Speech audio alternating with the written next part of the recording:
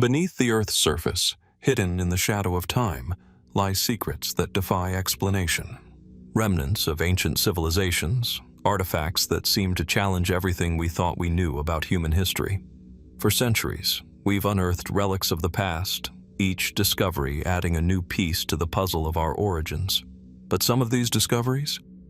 They leave us with more questions than answers, more mysteries than truths. What were they trying to tell us with their monumental structures, their cryptic inscriptions, their strange rituals? How did they achieve feats of engineering that still baffle modern experts? From bizarre skeletal remains to structures that defy the laws of physics, some artifacts simply cannot be explained by any known science. As archaeologists dig deeper, the question remains: are we uncovering ancient truths that science cannot yet comprehend, or are we simply brushing against the edges of something far more profound? So sit back, relax, and let's dive into the uncharted territories of history's greatest mysteries, where science meets the inexplicable. Beneath the warm golden skies of Egypt, there lies a forgotten place, half swallowed by the sands of time and half drowned by the depths of the Mediterranean, a harbor that once served as the gateway to one of the most powerful civilizations in history. Near Cleopatra's Grand Temple, this ancient harbor has quietly stood as a silent witness to centuries of change, its secrets half buried beneath the waters and the shifting sands.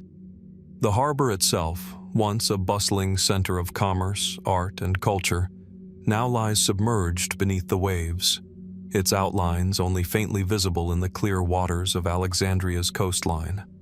Ships once docked here, unloading treasures from across the known world, spices from the east, silks from distant lands, and fine marble for the opulent palaces of the Ptolemaic rulers. Trade flowed freely through this port, and its strategic location gave Egypt immense economic power, attracting traders and conquerors alike. But it was not only the harbor's commercial importance that captured the imaginations of historians. It was also its proximity to Cleopatra's temple, the very heart of Egypt's final years of grandeur. Cleopatra herself, the last of the Ptolemaic dynasty, walked these shores, overseeing her kingdom's trade and political alliances. Some say it was here, in the shadow of the great temple, that she once stood to welcome Julius Caesar or Mark Antony, her ships arriving laden with gifts, her political maneuvering as intricate as the bustling life around her. Yet, as fascinating as the historical context is, the mystery of this harbor only deepens with each new discovery. Archaeologists have long debated its role in ancient Alexandria, but only in recent decades have we begun to uncover some of its more unusual and unexplained features. Among the submerged ruins, some intriguing artifacts have been recovered. Stone blocks with markings that don't quite match any known hieroglyphic script, statues of unknown gods, and structures that seem to defy the engineering knowledge of their time. One of the more curious finds was a series of ancient anchors, some measuring several meters long, their designs unlike any other known anchors of the period. The materials used in their construction, too, appear to be from far-off lands. Could these have been part of a fleet that reached beyond the borders of the Mediterranean? Was the harbor serving as a gateway not just for trade, but for expeditions into realms that are not recorded in historical texts? The question of the harbor's role in Cleopatra's Egypt is further complicated by the lack of concrete evidence. Most of what we know comes from ancient texts, archaeological digs, and the scattered remains beneath the sea. Some scholars suggest that the harbor was deliberately buried or flooded during a great catastrophe, a natural disaster perhaps, or an act of warfare designed to erase all trace of a powerful civilization. Earthquakes and tsunamis, common in this region, have long been suspected to have contributed to the downfall of the harbor. But why, then, would the remnants of this once thriving port lie untouched for so many centuries? And why do the seas still refuse to give up their deepest secrets? Other, more speculative theories have emerged in recent years, many of them fueled by the growing body of evidence found beneath the water. Some suggest that this harbor, so close to Cleopatra's temple, may have been more than just a trade route. It could have been a focal point for secret knowledge, a gathering place for the world's most powerful figures, where ancient rituals and arcane sciences were practiced. Could this place have been the site of a lost library, a precursor to the famed Library of Alexandria, filled with knowledge that we may never fully comprehend? The real question, however, may not be what we've already uncovered, but what lies still hidden beneath the water's surface. With modern technology, sonar scans, and deep-sea exploration, we have only just begun to peel back the layers of history. The harbor is but a fragment of a much larger story that continues to elude us.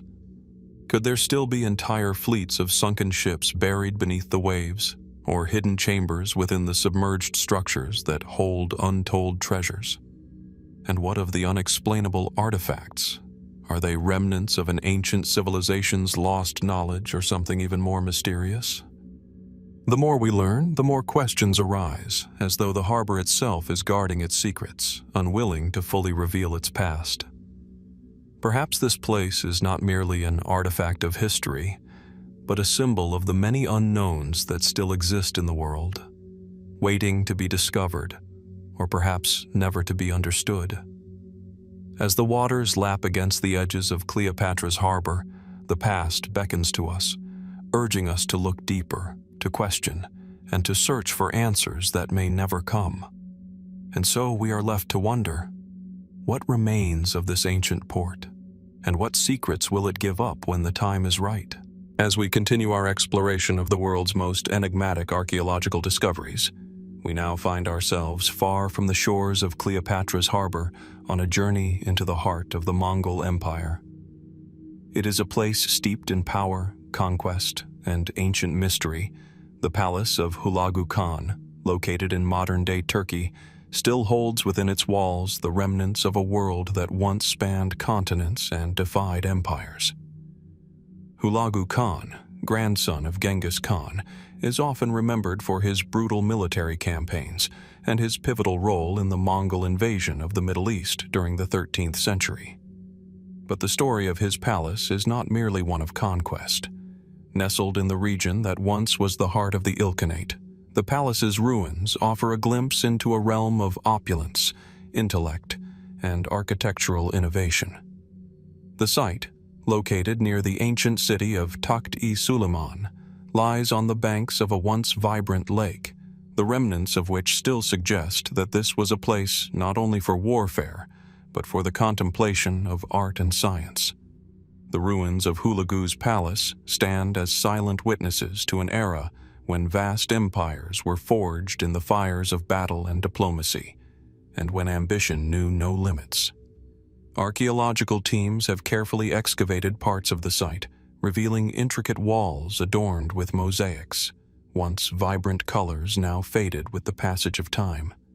Remains of grand halls, with their ornate stone carvings and columns, stand in stark contrast to the arid landscape that surrounds them today. One can almost hear the echoes of courtly life, of whispers between political advisors, the clinking of gold vessels, and the footfalls of the Mongol elite. But while these discoveries paint a picture of a wealthy and powerful court, there are mysteries that cannot be explained by conventional archaeology. For one, the sheer scale of the palace's design seems to defy the engineering knowledge of the time. The layout and sophistication of the structures suggest influences from many cultures, Persian, Chinese, and even Byzantine. But how these elements were harmonized in such a grand vision is still a subject of debate.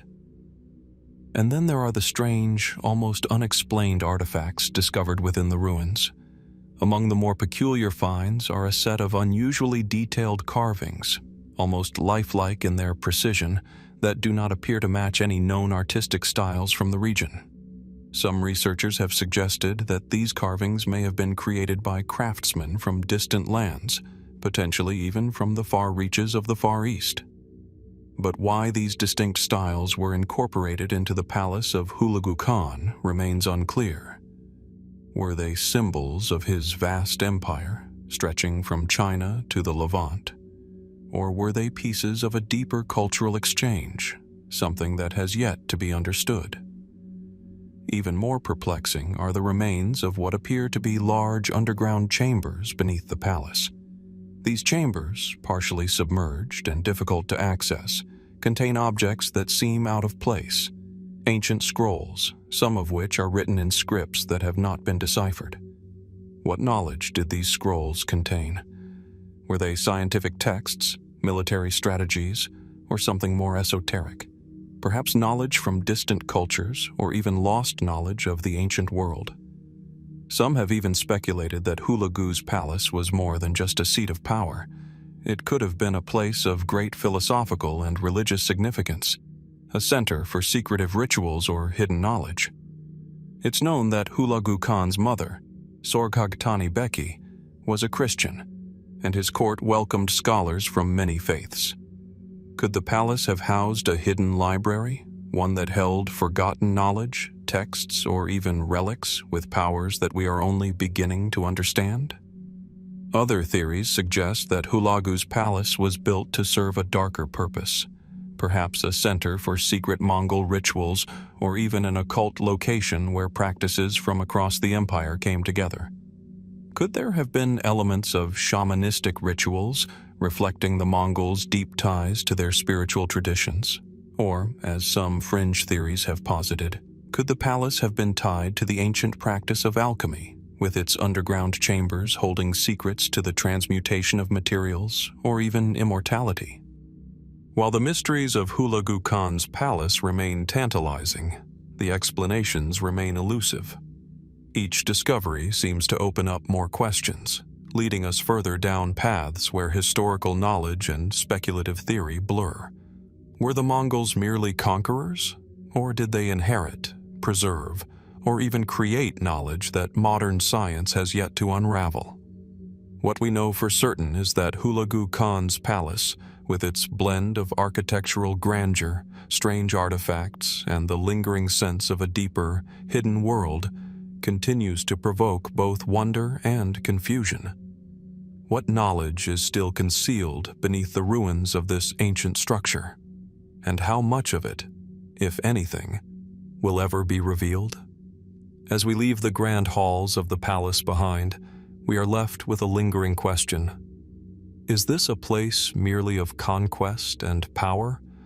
Or is it a gateway to a greater mystery, one that has yet to be solved, buried beneath the sands and stone of Hulagu's ancient seat? And as we continue to unravel the mysteries of ancient civilizations, we now turn our attention to a discovery that challenges our understanding of art, architecture, and ancient cultures: the 4,000-year-old 3D mural at Huaca, Yolanda in Peru.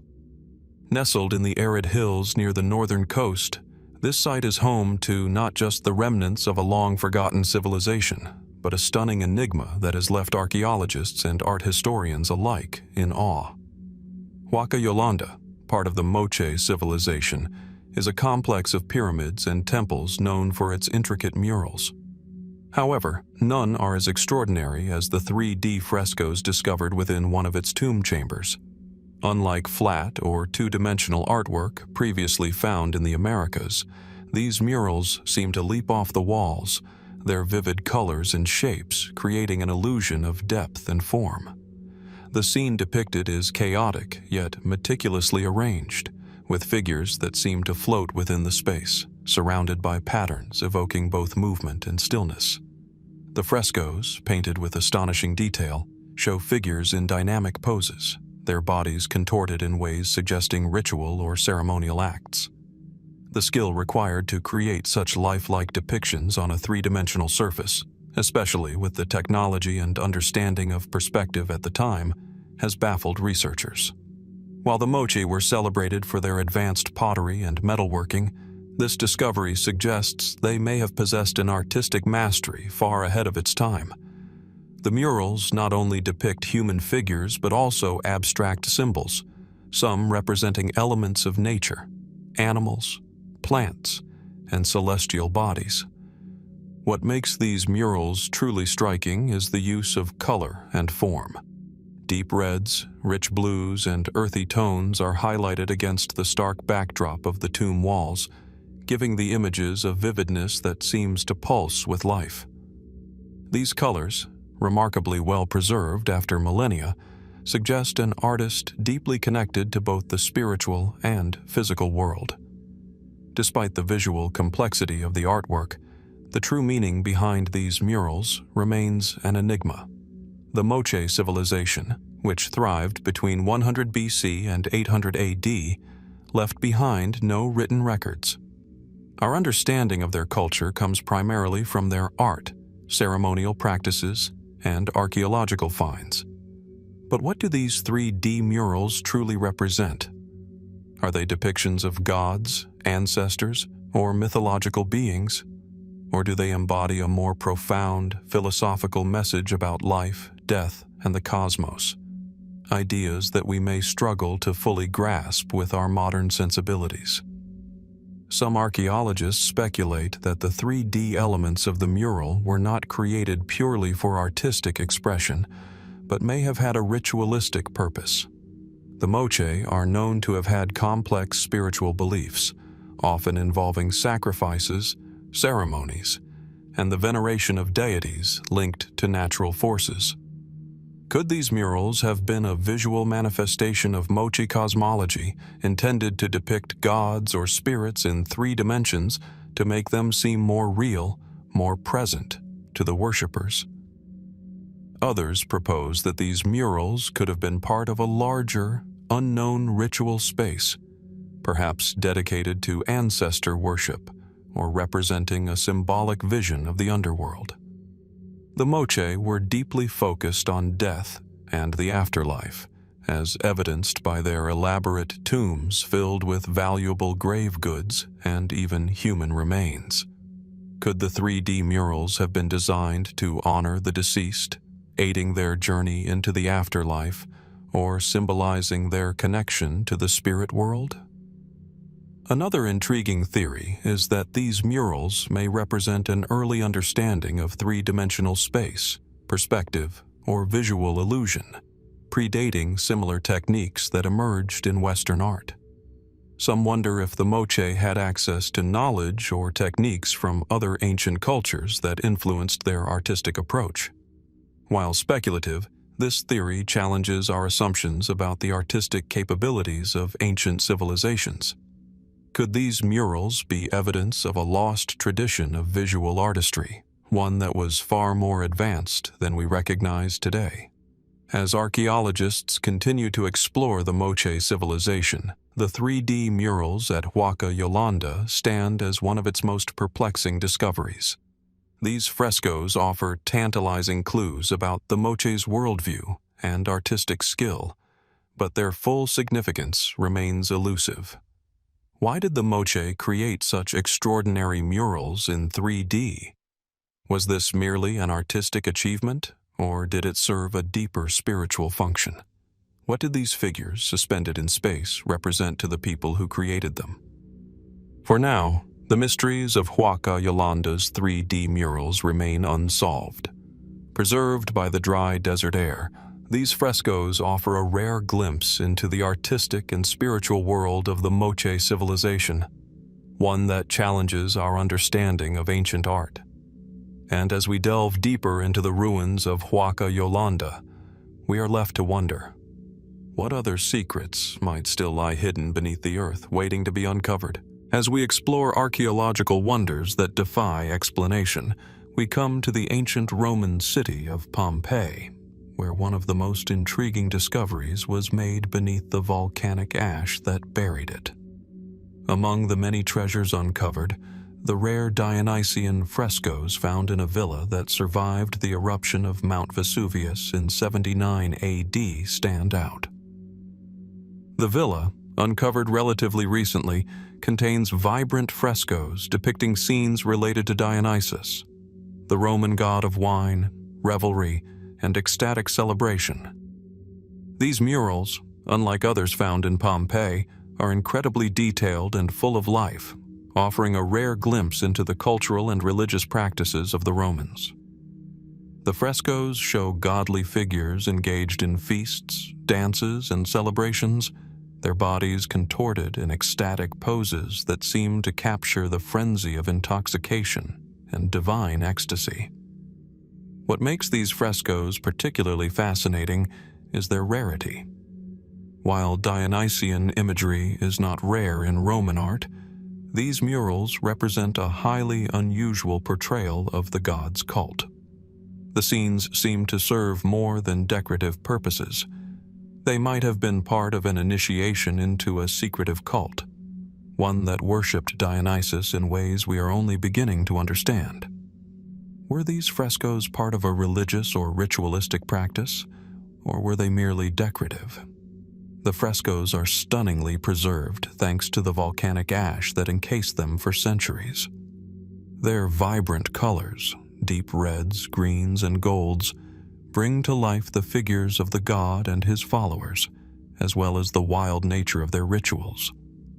The scenes are filled with symbolic details, from the animals that accompany the god to the mythical creatures appearing alongside the dancers. There is an ethereal quality to these depictions, suggesting that they portray not just revelry, but something transcendent, connected to the divine and supernatural. But what do these murals tell us about the Romans and their relationship with the gods? At first glance, they seem to be typical religious art, showcasing a culture that believed in the gods' influence over everyday life. Dionysus, known as Bacchus in Greek mythology, was associated with the chaos of the natural world, both destructive and life-giving. His worship involved rites meant to transcend the limitations of the human body and connect with the divine through ecstatic rituals. However, these frescoes raise more questions. The intensity with which Dionysus's followers are depicted suggests there was more to his worship than mere celebration. The ecstatic, trance-like states shown in the murals, along with the inclusion of unusual and symbolic figures, invite speculation. Could these images represent an initiation ritual, a secret rite performed by a select few in ancient Pompeii? Why would such a private, possibly mystic practice be chosen to adorn the walls of a public villa? Was this space used for religious purposes, or did the villa's owner want to publicly display his allegiance to a powerful god in an openly provocative way? Some scholars believe the murals may not have been created simply for aesthetic reasons, but could be connected to actual Dionysian ceremonies held within the villa. The fact that the frescoes were found in a private home rather than a temple or public space is significant. Could this villa have been a site for secret Dionysian worship? The cult of Dionysus was widespread yet controversial in the ancient world. Its rituals, often involving ecstatic dancing, drinking, and even possession, were viewed as dangerous and subversive. Were these frescoes an expression of rebellion against traditional Roman state religion, or did they reflect a profound connection to the divine reserved for the initiated? Another intriguing aspect is the art itself, how the painters achieved such intricate, lifelike depictions of divine figures, often in dynamic, almost surreal poses. The level of detail suggests that the artists had deep knowledge not only of religion, but also of human movement, emotion, and ecstasy. How much did the ancient Romans understand about the psychological and physical states they were trying to represent? Did they possess insights into human consciousness that modern science has yet to fully understand? The frescoes at Pompeii are more than just images of a distant past. They are windows into a world that feels both familiar and strange. They challenge our understanding of ancient religions, the ways people connected with the divine, and the hidden rituals that shaped their lives. As we leave Pompeii, we are left wondering what other secrets lie buried in the ruins, waiting to be uncovered. Could the Dionysian frescoes be part of a larger network of mysterious religious practices, rituals, and knowledge that remains to be revealed? What other truths might still be buried, waiting for the right moment to come to light? As we delve deeper into the mysteries of the ancient world, we now focus on a groundbreaking discovery that merges traditional archaeology with modern technology. In Iraq, a vast network of ancient Mesopotamian sites has been uncovered, not through traditional excavation, but via artificial intelligence AI-assisted imagery. This innovative method, still in its early stages, is beginning to reveal forgotten cities, temples, and roads that may hold the answers to some of history's most elusive questions. Mesopotamia, known as the cradle of civilization, was home to some of the earliest urban societies: Sumer, Akkad, Babylonia, and Assyria. These cultures pioneered writing, complex governments, and monumental architecture, laying the foundation for much of the modern world's cultural and scientific advancements. Yet many Mesopotamian cities remain lost, buried beneath shifting sands or submerged under modern developments. In recent years, archaeologists have turned to AI to assist in mapping and identifying these long-lost sites. Using satellite imagery and advanced algorithms, AI systems now recognize patterns in the landscape that suggest human-made structures, patterns invisible to the naked eye. This technology has already uncovered several ancient cities, some thought to be lost forever. The latest discoveries have been extraordinary. In the southern plains of Iraq, AI detected the outlines of a city that may have been a major trading hub in early civilization.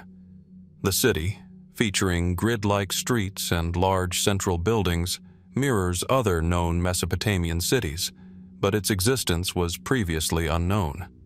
How did it remain undetected for so long? What role did this city play in the cultural and economic developments of its time? Further investigations revealed structures that suggest monumental architecture, possibly temples, palaces, or administrative buildings, indicating the site's importance. These newly uncovered ruins offer a glimpse into a civilization overshadowed by Babylon and Nineveh. Yet, despite the excitement, many questions remain. How did this city rise to prominence? Was its downfall linked to political shifts, or was it affected by environmental changes that often dictated the fate of ancient civilizations? While AI has played a crucial role in detecting these sites, the technology is not flawless. The data is still being cross-referenced with archaeological records to confirm the nature of these structures. Some skeptics argue that AI might be misidentifying human-made features, attributing them to natural formations or geological anomalies. Nevertheless, the potential of AI to revolutionize archaeology is undeniable, and early results suggest that many more discoveries are on the horizon. What is particularly fascinating is that AI could reveal new aspects of Mesopotamian history. For centuries, scholars have relied on ancient texts and physical excavation to piece together the story of this great civilization. But AI opens a new frontier, one where previously hidden cities, roads, and trade routes may emerge. AI's impact goes beyond mapping cities. It could also change our understanding of Mesopotamian religion and spirituality.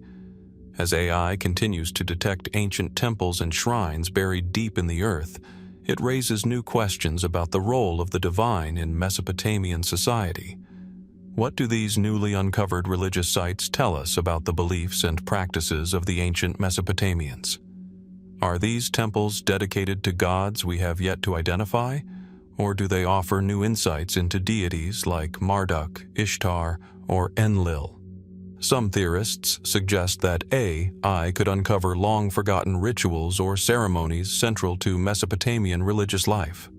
These discoveries, if true, could alter our understanding of how the ancient Sumerians, Akkadians, and Babylonians viewed the cosmos and their place within it. Were these rituals connected to the worship of the land, or were they focused on maintaining cosmic order and appeasing the gods during times of crisis? Perhaps the most exciting aspect of these findings is the possibility that the ancient cities uncovered by AI are linked to the myths and legends passed down through generations. Tales like the Epic of Gilgamesh, the Great Flood, and the rise and fall of kings might be rooted in real locations, hidden beneath the earth for millennia. Could AI hold the key to unlocking these ancient stories and connecting them to actual historical events? As we continue to explore Mesopotamia's secrets, it is clear that we are entering a new era in archaeology. The combination of AI and traditional methods promises to provide the breakthrough needed to fully uncover the extent of Mesopotamian civilization, its cities, people, rituals, and knowledge. But as with any great mystery, more questions than answers remain. What further discoveries lie hidden beneath the sands of Iraq, waiting for AI to reveal their secrets? And how much more do we still have to learn about the first great civilizations of the world, whose legacy continues to shape our lives today? Only time and technology will tell. As we move deeper into the heart of Jerusalem, beneath the bustling streets and holy sites, lies a location rich with history, the city of David. It is here, amid the ancient ruins, that archaeologists have long searched for the lost and hidden layers of history, hoping to unravel the mysteries of the earliest days of Jerusalem. And now, with the help of an astonishing new technology, the secrets of this ancient city may finally begin to emerge. This technology, Muon imaging, has allowed researchers to peer through the stone walls of the city of David in a way never before possible, opening up new avenues for discovery and deepening the mystery surrounding the city's past.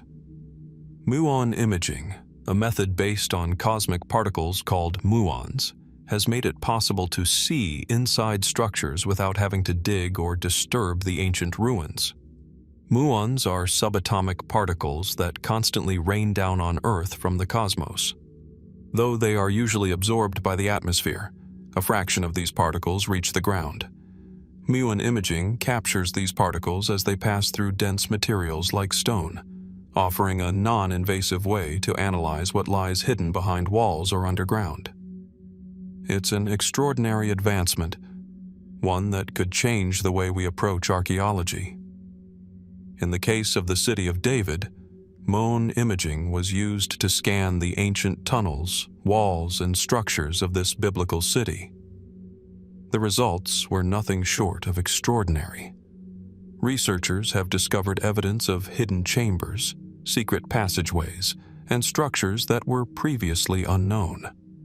One of the most intriguing discoveries was the identification of what appears to be a massive structure buried beneath the surface, a potential monumental building that could change our understanding of the city's layout and significance. The city of David, believed to be the site of the ancient Jebusite city and later the capital of King David's kingdom around 1000 BC, has always been a focal point for archaeologists. Its location near the Temple Mount and the Western Wall makes it central to the biblical narrative. Yet, despite decades of excavation, much of the city's ancient past remains shrouded in mystery. The city's earlier phases, before it became a prominent royal seat, are not well understood. How did this small city evolve into the heart of an empire that would leave a legacy felt across centuries? Muon imaging has begun to uncover evidence that may point to answers. Beneath the rubble and the streets, the scans suggest the presence of large, structured spaces, potentially administrative or ceremonial areas that could have been integral to the city's function. Were these areas built during the reign of King David, or do they belong to an even earlier era, one that has yet to be fully understood? Some speculate that these structures might have been used for religious or governmental purposes, potentially reshaping how we view the governance of ancient Jerusalem.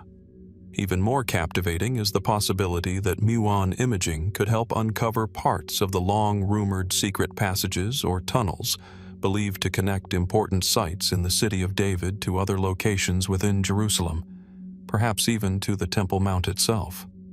Ancient texts, including biblical references, have alluded to such passageways, but archaeological evidence for their existence has remained elusive. Could Muon imaging be the key to finally revealing these hidden roots, ones that may have played a crucial role in the city's defense and religious practices? Of course, as with all new discoveries, there are questions about the interpretation of the data. how much of what is being detected can be confirmed? Are we seeing the remnants of a vast and complex network of hidden spaces that truly belonged to the ancient city? Or could these findings be linked to later constructions built upon or over the original foundations? Furthermore, what role did these structures play in the daily lives of the people who lived there? Were they part of a religious ritual, a royal palace, or perhaps something else entirely? And if these passageways and chambers do indeed lead to the Temple Mount or other important sites, what could they reveal about the practices and beliefs of those who once inhabited this city?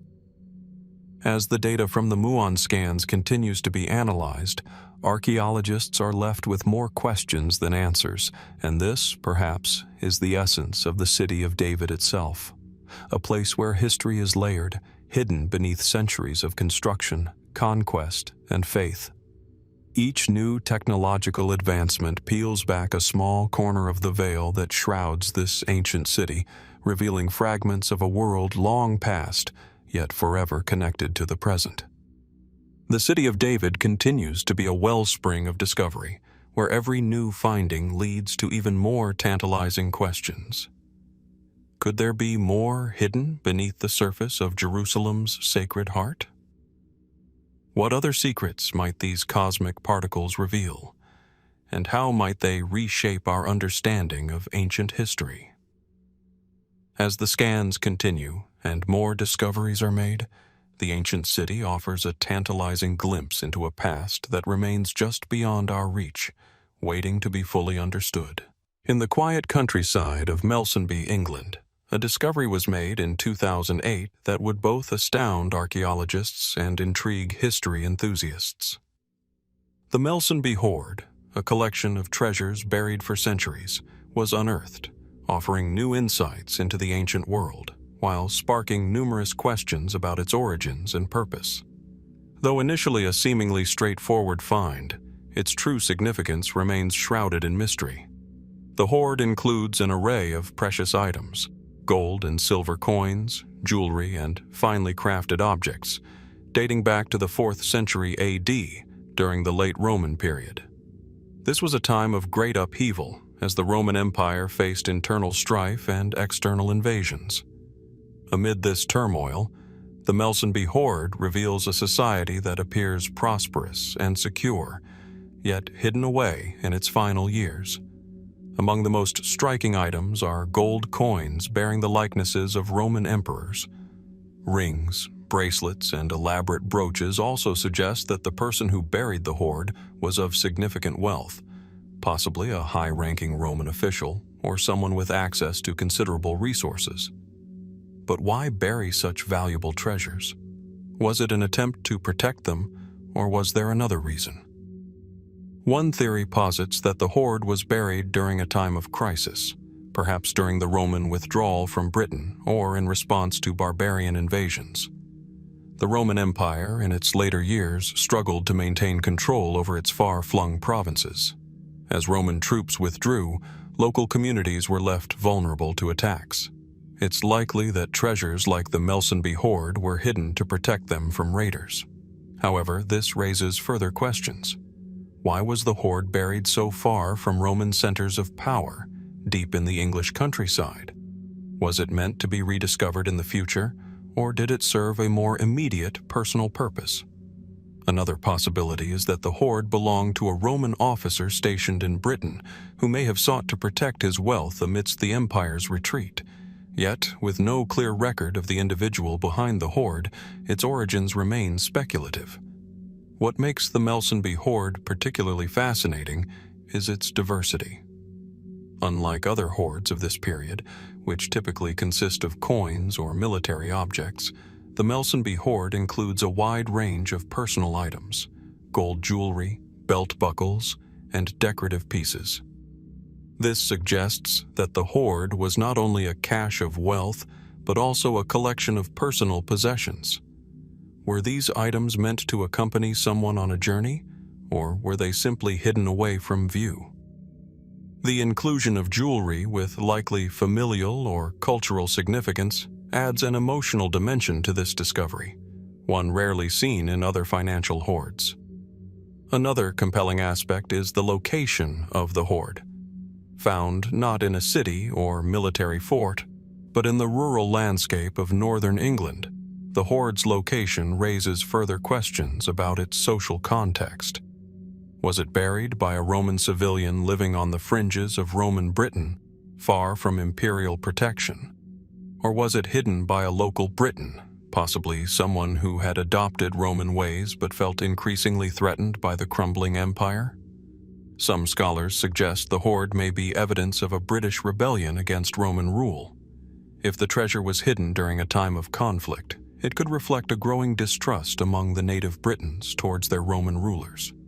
In this case, the hoard could serve as a symbol of resistance, an attempt to preserve valuable resources in the event of Roman defeat or retreat. The mystery of the hoard deepens with the possibility that some items might not be of Roman origin. Could some of these treasures be from indigenous British cultures or from trade with far-off lands? If so, it suggests a deeper, more interconnected world of cultural exchange than we have yet fully understood. As time passes, the story of the Melsonby hoard continues to evolve. While it provides invaluable insight into the material culture of late Roman Britain, it also leaves us with lingering questions.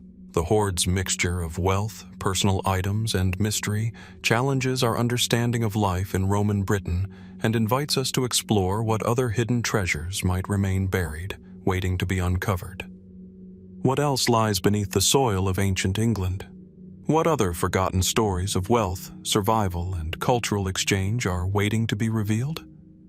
Only further exploration can hope to provide the answers.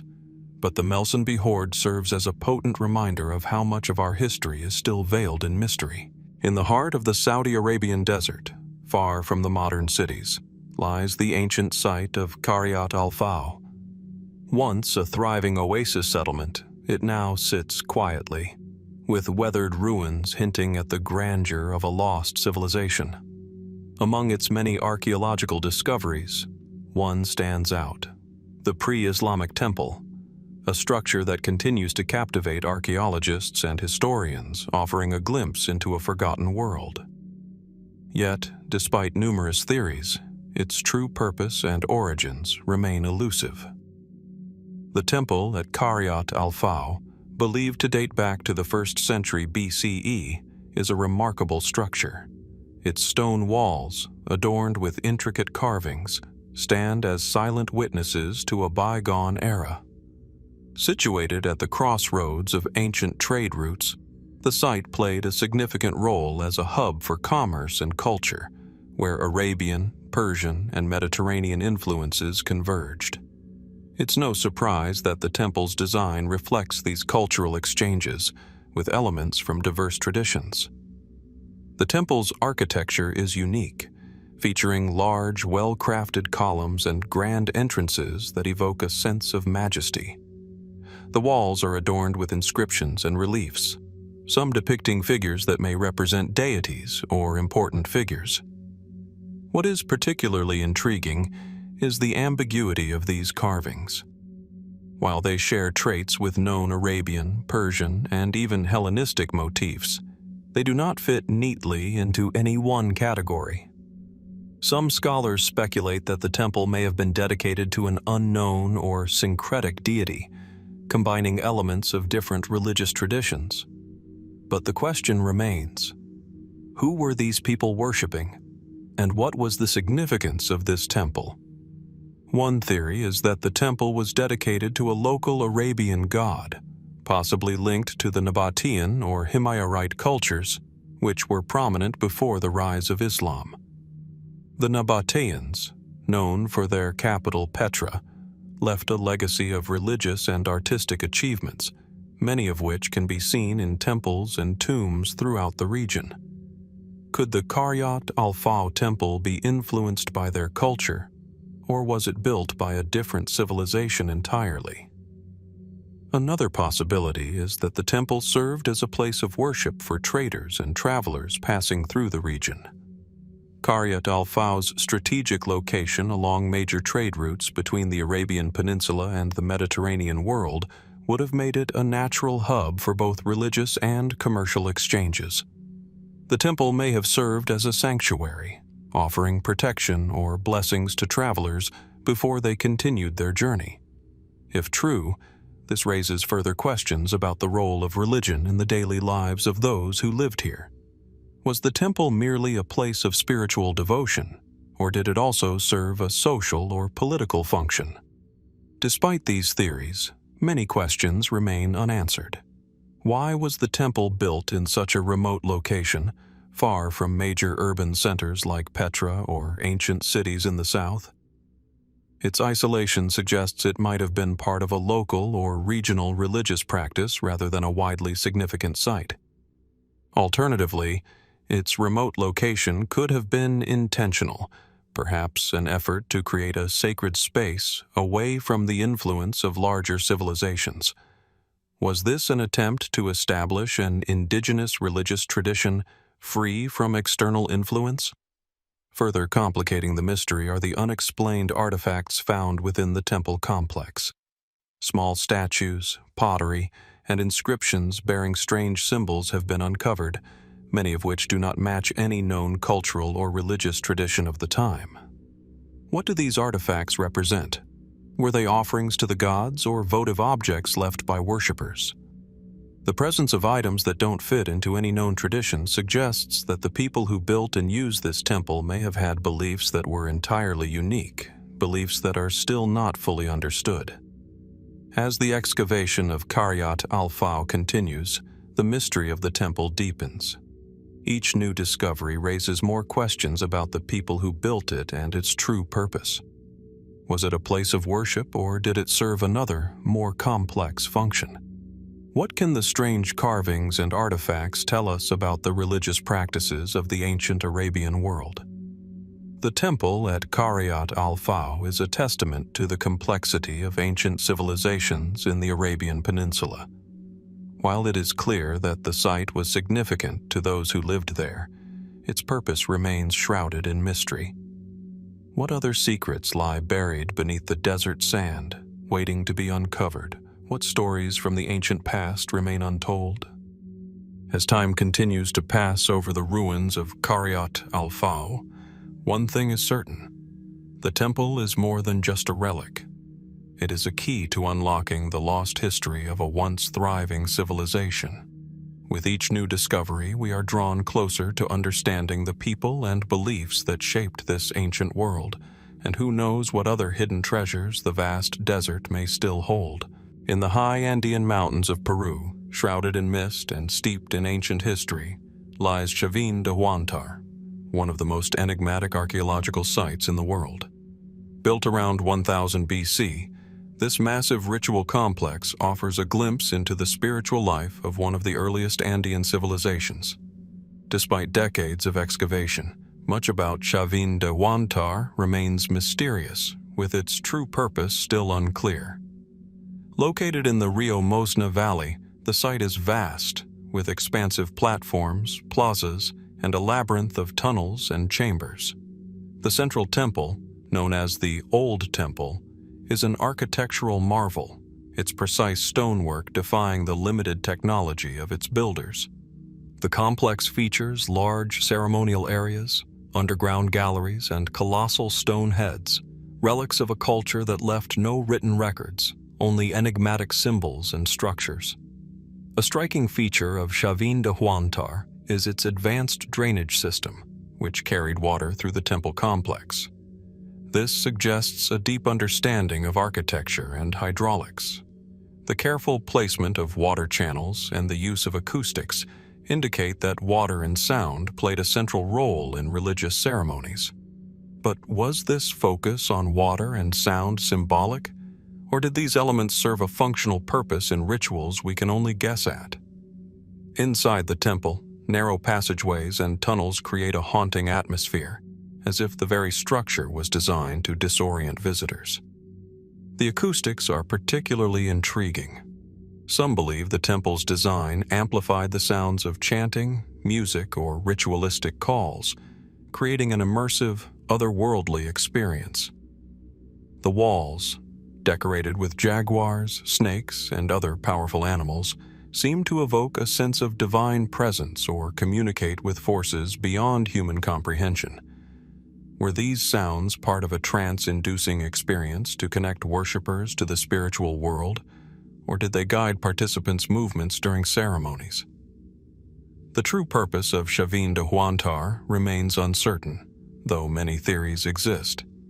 The most accepted is that it was a center for religious pilgrimage, where people from across the Andean region came to seek spiritual guidance or participate in sacred rites. The intricate carvings, complex layout, and presence of ceremonial objects suggest that the site was not only a place of worship, but also a hub of political, cultural, and religious power. Could it have been a place where leaders or shamans conducted rites to reinforce their authority, or a space where spiritual leaders communicated with the gods through offerings and transformative rituals? One of the most intriguing discoveries at Chavín de Huántar is the Lanzón stone. This towering sculpture, located deep within the temple, depicts a snarling figure with both human and animal features, suggesting a deity or spirit of great power. Some researchers believe the Lanzón represents the god of the site, invoked during important ceremonies. Others view it as a conduit between the physical and spiritual worlds, focusing divine energy during rituals. What role did the Lanzón play? Was it a symbol, or did it hold deeper esoteric significance for the people who built this temple? Even more mysterious are the depictions of jaguars, serpents, and other predatory animals that adorn the temple's walls. These creatures, often associated with power and the divine, suggest that rituals at Chavín de Huántar may have involved shamanic practices where individuals entered altered states of consciousness, perhaps using psychoactive substances, to commune with animal spirits. Were these representations symbolic, or did they reflect actual rituals in which participants sought to embody the strength and wisdom of these animals? Could Chavín de Huántar have been a center for spiritual transformation, where the boundaries between humans, animals, and gods were blurred? Despite ongoing excavations, many aspects of Chavín de Huántar remain unexplained. Archaeologists continue to uncover new artifacts and structures, but the true purpose of the site remains elusive. Was it a place of religious and political power, a sanctuary for the elite, or a communal space for the masses? Were the rituals conducted there expressions of faith, or did they serve a deeper purpose, perhaps a means of connecting with forces beyond human understanding? As more secrets are revealed, one thing is certain: Chavín de Huántar remains one of the most awe-inspiring archaeological sites in the world. The more we uncover, the more questions arise. What other mysteries lie buried beneath the stones, waiting to be discovered? How much of the ancient knowledge and rituals of this fascinating culture will remain lost to time? Only further exploration can reveal the full extent of Chavín de Huántar's secrets. In the rolling hills of Østfold, Norway, where dense forests meet the tranquil shores of the Oslofjord, a remarkable discovery has been made: a Viking hall hidden beneath the earth for centuries. The site has captivated archaeologists and historians, offering a rare glimpse into the world of the Vikings, a civilization that continues to intrigue and captivate. Yet, despite the wealth of artifacts uncovered, much about the Viking Hall remains shrouded in mystery. Believed to date back to the 9th century AD, the hall is one of the largest Viking structures ever discovered. Its size suggests it was of significant importance, possibly a chieftain's residence or a center for community gatherings. The wooden beams, still faintly visible, hint at a structure designed to house many, perhaps a place for feasts, ceremonies, and important decisions. Nearby, archaeologists have uncovered the remains of a large hearth, suggesting that the hall was not only a place of warmth, but also one where communal bonds were strengthened. The discovery of this Viking hall in Østfold is notable for several reasons. It provides evidence of the Vikings' impressive engineering abilities, showcasing their skill in creating large, functional buildings in a harsh environment. Its location, near the water's edge, highlights the Vikings' strong connection to the sea, essential for their trade, exploration, and warfare. But what makes this discovery so captivating is the mystery surrounding the hall's purpose. Was it a ceremonial space, a royal residence, or something else entirely? One of the most intriguing aspects of the site is its position within the broader Viking landscape. Østfold was once a thriving hub for Viking trade and power, with burial mounds, settlements, and signs of Viking activity scattered throughout the region. This suggests that the hall was part of a larger network of sites, raising questions about how it fit into the social and political structure of Viking society. Was it simply a functional building, or did it serve a deeper spiritual or cultural purpose? The artifacts uncovered around the hall offer further insight into its role in Viking society. Among the finds are iron tools, ceramic pots, and fragments of glass and jewelry, indicating a community of skilled artisans and traders. Yet, some items suggest a more mysterious aspect of Viking life. Small statues, possibly of gods or spirits, and strange symbols carved into nearby structures. These artifacts have raised questions. Were they purely decorative, or do they point to a mystical tradition that coexisted with the Vikings' warrior culture? Some have speculated that the hall was used for religious ceremonies, possibly dedicated to the worship of Norse gods like Odin, Thor, and Freya. The Vikings had a rich pantheon, and religious practices were integral to their culture. Could the hall have been a space for rituals, sacrifices, or feasts held in honor of these gods? Or, as some suggest, could it have been a place for the vulva, seeresses believed to communicate with the gods and predict the future? Another theory proposes that the hall may have played a role in Viking political life. The Vikings had complex systems of governance, with chieftains and kings who wielded significant power. Was this hall the residence of a leader, where important political decisions were made? Or was it a space for communal gatherings where warriors and traders discussed matters of trade, defense, and warfare? Despite the many theories, much about the Viking Hall remains unclear. The absence of written records makes it challenging to understand the full function of the hall and the society that created it. Could the hall have been abandoned due to an unforeseen event, a shift in political power, or even a natural disaster? Archaeologists continue to study the site, hoping that further excavation will provide more answers. For now, the questions remain unanswered. Was it a ceremonial hall, a political center, or a place of religious significance? What role did the mysterious artifacts found nearby play in the daily lives of the people who lived there? The Viking Hall in Østfold offers a rare and valuable look into Viking society. Its size and location suggest it was an important site, but its true purpose is still a mystery. As excavation continues, new discoveries may shed light on its role in the Viking world. But for now, the hall stands as a reminder of a civilization that continues to captivate our imaginations. Its secrets may still be waiting to be uncovered, hidden beneath the earth, just out of reach. Nestled in the rugged mountains of Catalonia, Spain, lies the Cova de Ledón, or the Cave of Women, a site that has long captured the imagination of archaeologists and historians alike. Its dark, winding tunnels and hidden chambers contain layers upon layers of history, with artifacts spanning thousands of years. The cave's name, Cave of Women, evokes an air of mystery, suggesting a place once frequented by ancient peoples. But the true significance of the cave remains shrouded in uncertainty.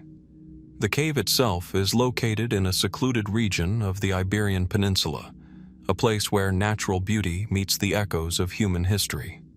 Its entrance, tucked away among the trees, gives way to a series of deep chambers, their walls adorned with symbols and carvings that have left researchers fascinated and perplexed. Archaeological digs here have unearthed artifacts from several distinct periods, with Roman and Paleolithic layers offering a rare glimpse into the long history of human habitation in this region. The Paleolithic layers, dating back to around 40,000 BC, contain evidence of the earliest human presence in the cave. Stone tools, fragments of animal bone, and the occasional charred remnant suggest that this was a site used by prehistoric peoples, possibly for shelter or ceremonial purposes. What is particularly intriguing about these Paleolithic layers is the variety of tools and implements found, many of which are finely crafted and suggest a deep knowledge of materials and craftsmanship. Were these early humans simply hunters and gatherers? Or was this cave a place where rituals were performed, where spiritual beliefs were expressed in ways we can only begin to understand? However, the real mystery lies in the layers that follow, especially the Roman period artifacts. These discoveries are more recent, dating to around the 1st century BC to the 1st century AD, when the Romans had expanded their influence across the Iberian Peninsula. Among the objects uncovered are pottery fragments, coins, and remnants of Roman tools and structures, clear signs of Roman activity. But how did these Roman layers intertwine with the much older Paleolithic occupation? What is the connection between these seemingly disparate time periods? One theory suggests that the cave may have been used as a sacred or significant space for thousands of years, with each successive culture adding its own layers of meaning to the site. The Romans, known for their complex pantheon of gods and their affinity for sanctuaries and temples, may have discovered the cave long after its original Paleolithic occupants had moved on. Perhaps it was transformed into a site of worship or spiritual significance in the Roman era, reflecting the ancient reverence for caves as places of mystery and power. Even more curious is the question of why these two layers, Paleolithic and Roman, are so deeply interwoven. What drew the Romans to this site, so far from the bustling cities and towns they had established in the Iberian Peninsula? Some suggest that the location may have been a natural landmark, possibly a strategic point along an ancient trade route or pilgrimage path. But could it have been more than that? Could this cave have held some hidden significance that transcended the ordinary needs of trade or settlement? As archaeologists continue to examine the artifacts, a more speculative theory begins to emerge. Could the cave have served as a gathering place not just for the early humans who once inhabited it, but for later societies too? What if this was a place of spiritual convergence, a site where different cultures came to perform rituals, share knowledge, and seek divine favor? The presence of both Paleolithic and Roman artifacts in close proximity could suggest that the cave served as a bridge between different worlds, a place where ancient beliefs and new ideologies met. Yet, despite the tantalizing discoveries, the questions persist. What were the Romans doing at the Cova de les Dons? Did they view it with the same reverence that the Paleolithic people did thousands of years earlier? Or was it simply a site for mundane activities? Could the cave have been used for purposes that we cannot yet imagine? Ceremonial, spiritual, or even something darker? The absence of written records leaves much open to interpretation, with only the physical evidence offering glimpses of the past. The significance of the Cova de les Dons may never be fully understood. As more excavations are carried out, new insights may emerge, but they may also raise more questions. The cave stands as a silent witness to the passage of time, a place where human history has left its marks, but where much remains hidden beneath the earth. What other secrets lie in its depths, waiting to be uncovered? Could there be more layers of ancient knowledge, waiting for the right moment to reveal themselves? The Cova de les Dons invites us to look deeper into the past, but it also reminds us of how much of history remains elusive, lost to time, or hidden just out of reach. As archaeologists continue their work, we can only wonder what the next layer will reveal and what truths, ancient and forgotten, might still be waiting to emerge. In the heart of Turkey's Anatolian plateau, nestled among rolling hills and vast fields, lies Alaca Höyük, an ancient site that has long captivated archaeologists and historians alike. Known for its rich archaeological layers spanning several millennia, Höyük offers an extraordinary glimpse into the Bronze Age world, revealing a fortress complex whose purpose and significance continue to spark research and speculation.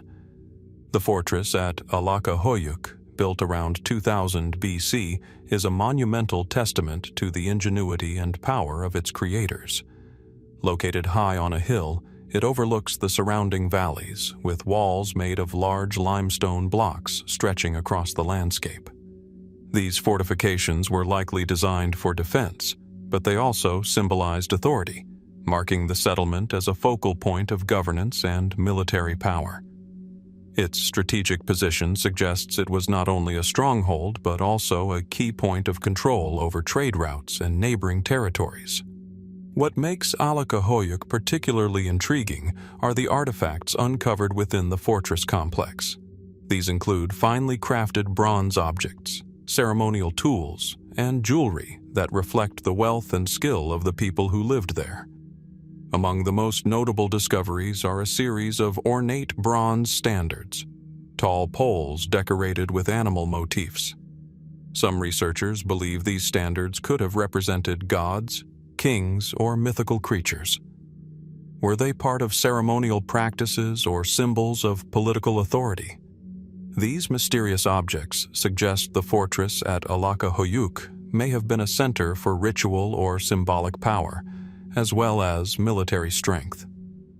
Another remarkable feature of the site is the presence of large, intricately decorated bronze and gold items, some of which have never been seen at other Bronze Age settlements. Among these artifacts are weapons, ceremonial tools, and stunning jewelry that indicate the people of Höyük were not only skilled metalworkers, but also highly engaged in art and symbolism. This challenges our understanding of the Bronze Age and the complexity of societies in the region. How could a relatively small fortress have supported such advanced craftsmanship and artistic expression? Were the people at Höyük simply artisans and traders, or did they wield significant influence beyond their immediate surroundings? Despite these impressive findings, the true purpose of the fortress remains a mystery. While it is clear the site served as a defensive stronghold, the overall layout and design of the complex suggest it may have had additional functions, perhaps as a ritual center, royal residence, or even a place for governance. The arrangement of structures, including wide open spaces and large ceremonial rooms, hints at a social hierarchy and organizational complexity that extends beyond military needs. The complex's defensive features raise further questions. Its thick, imposing walls were carefully designed to withstand siege warfare, yet there is minimal evidence of destruction or warfare at the site. This suggests that Höyük may have been abandoned before it was fully tested in battle. Did the fortress fall victim to internal strife or political collapse? Or was it overtaken by shifting power dynamics in the region? The lack of evidence for large-scale battle or invasion raises the possibility that the fortress was peacefully abandoned, its role gradually taken over by other centers of power in the area. Some researchers have proposed that Höyük may have played a significant role in the wider political and religious landscape of ancient Anatolia.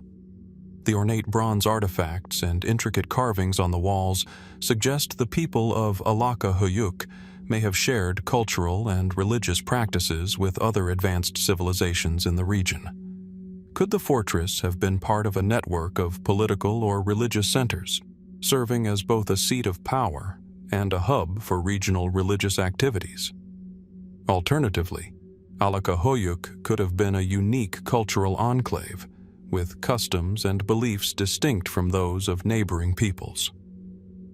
Despite the many discoveries at Höyük, the purpose and significance of the fortress remain largely hidden beneath the earth. What role did this impressive structure play in the broader context of Bronze Age Anatolia? Was it a center for warfare, religion, politics, or a combination of all three? And why was it abandoned so suddenly, leaving behind a wealth of artifacts, but little evidence of its eventual decline?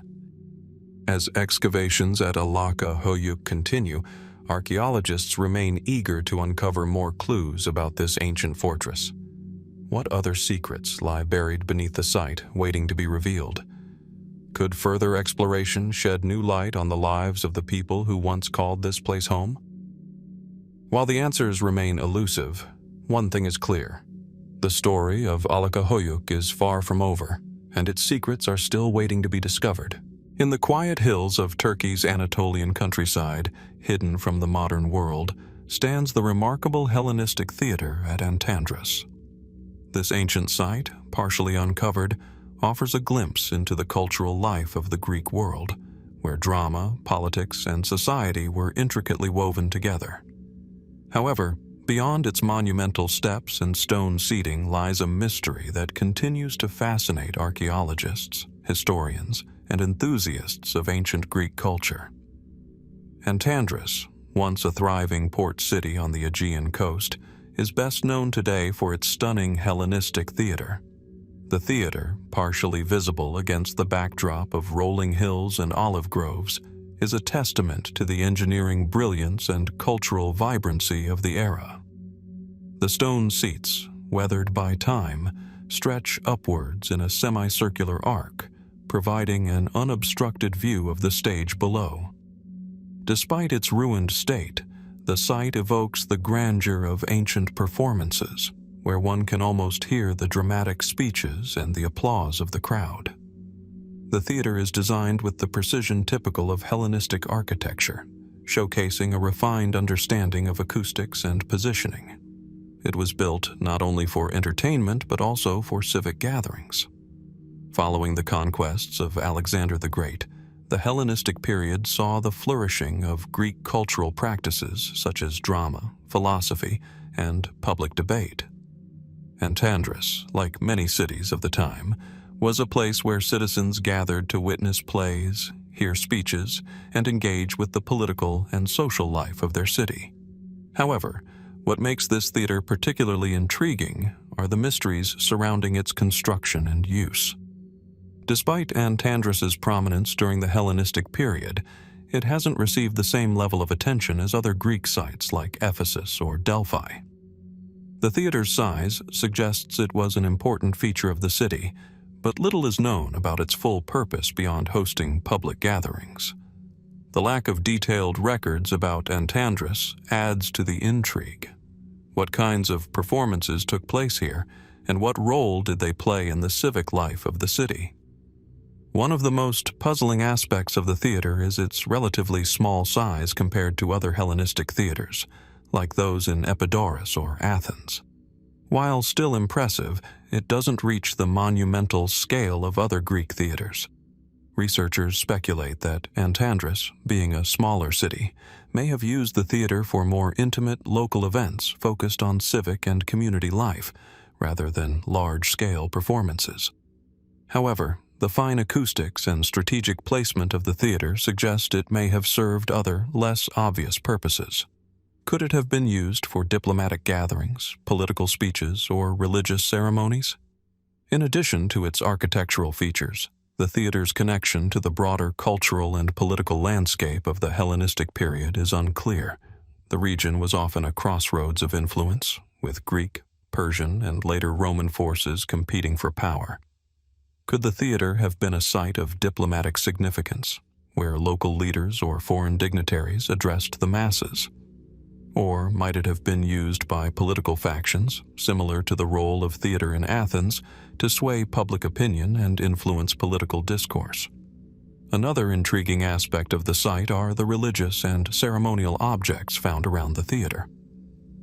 While the structure is mostly associated with entertainment and civic life, small altars and votive offerings suggest the theater may have also been involved in religious festivals or rituals. This raises the possibility that the performances held here had a sacred element, blurring the lines between drama and religious worship. Were the performances intended to honor gods, or could they have been part of rites that integrated both political and religious purposes? Adding to the mystery are the limited written records about Antandrus.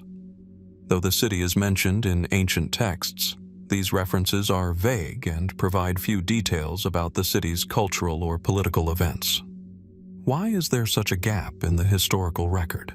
Could significant events have taken place here that were deliberately omitted from official accounts? Or have they simply been lost to time? As archaeologists continue to explore the site, new questions keep emerging.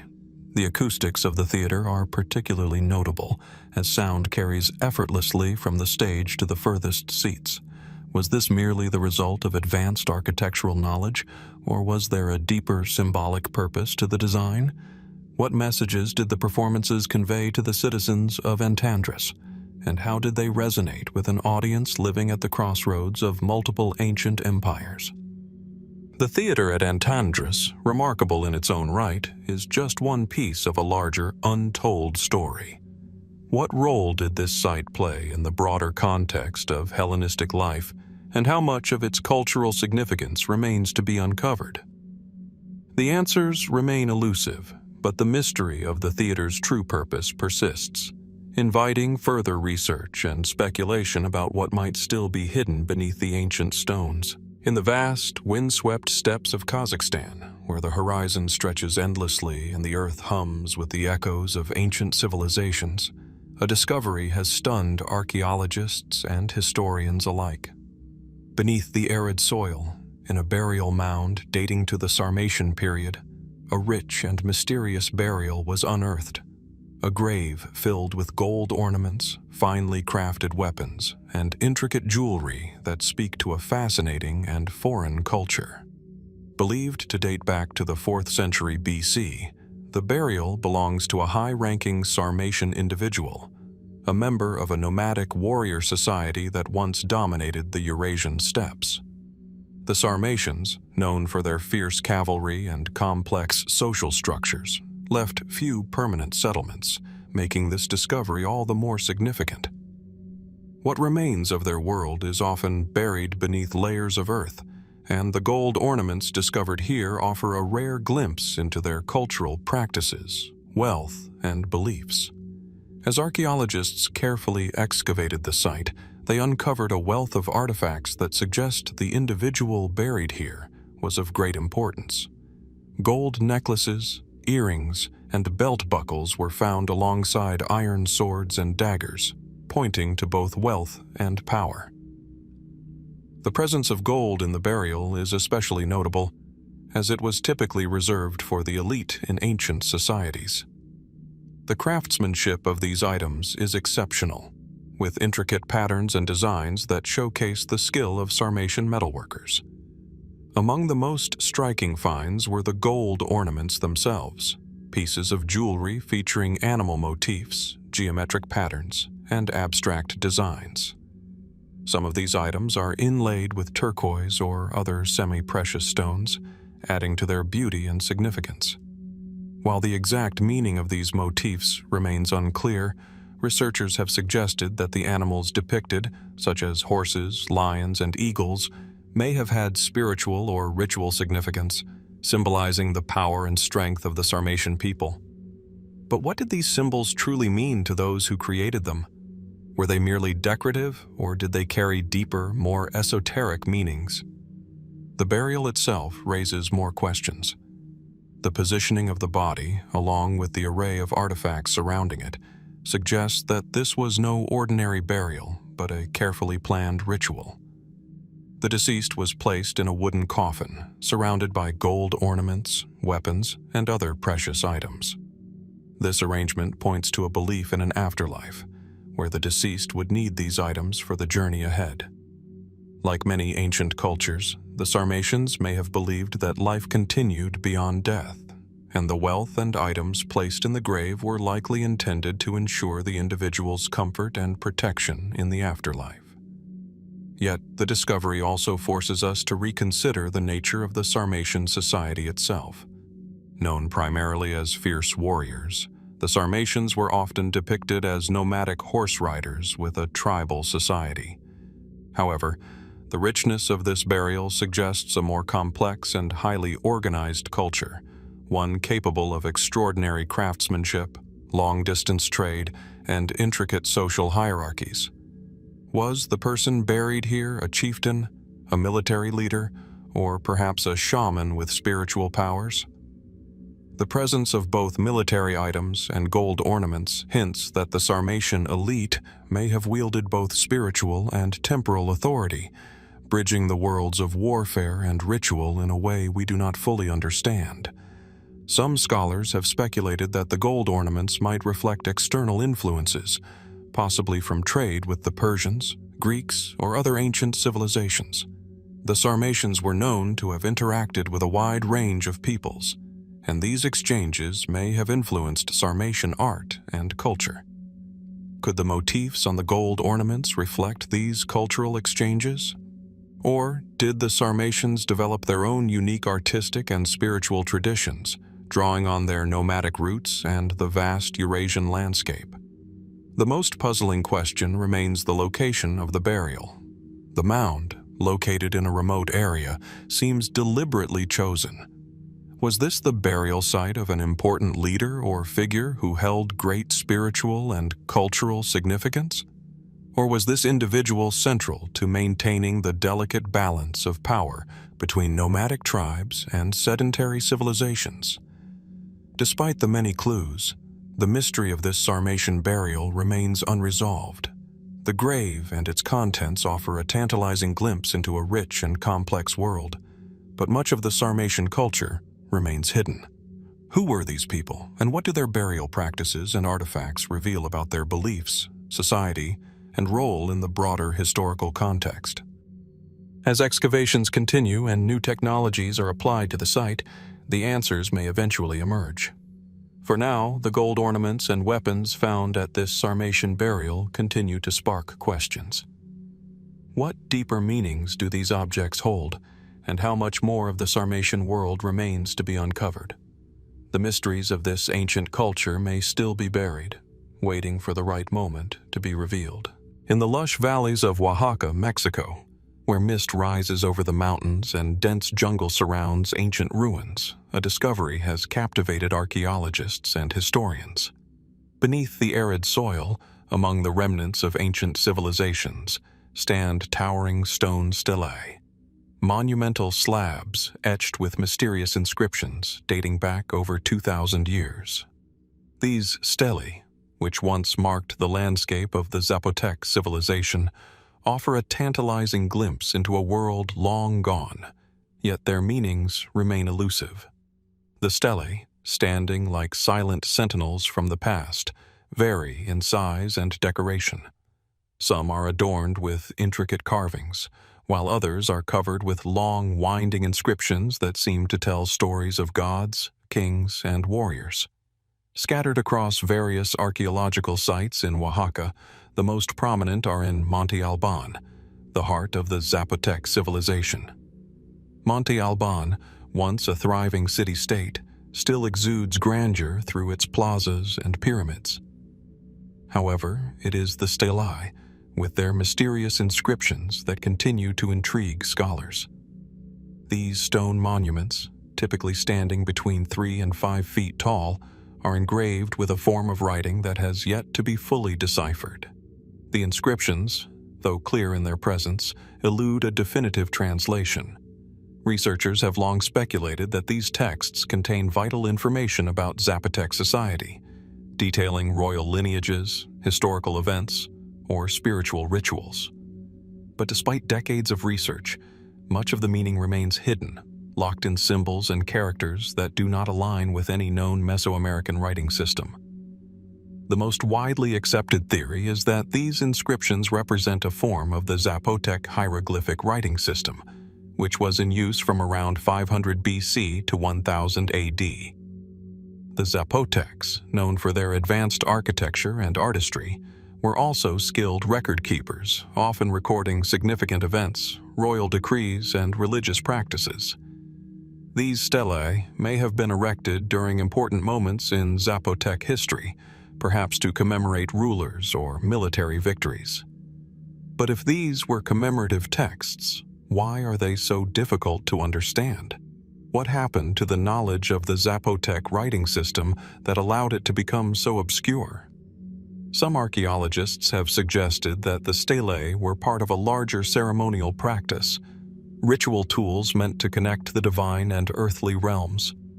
The positioning of the stelae at various sacred sites in Monte Alban, some overlooking vast expanses of the valley below, hints at their role as markers of power and prestige.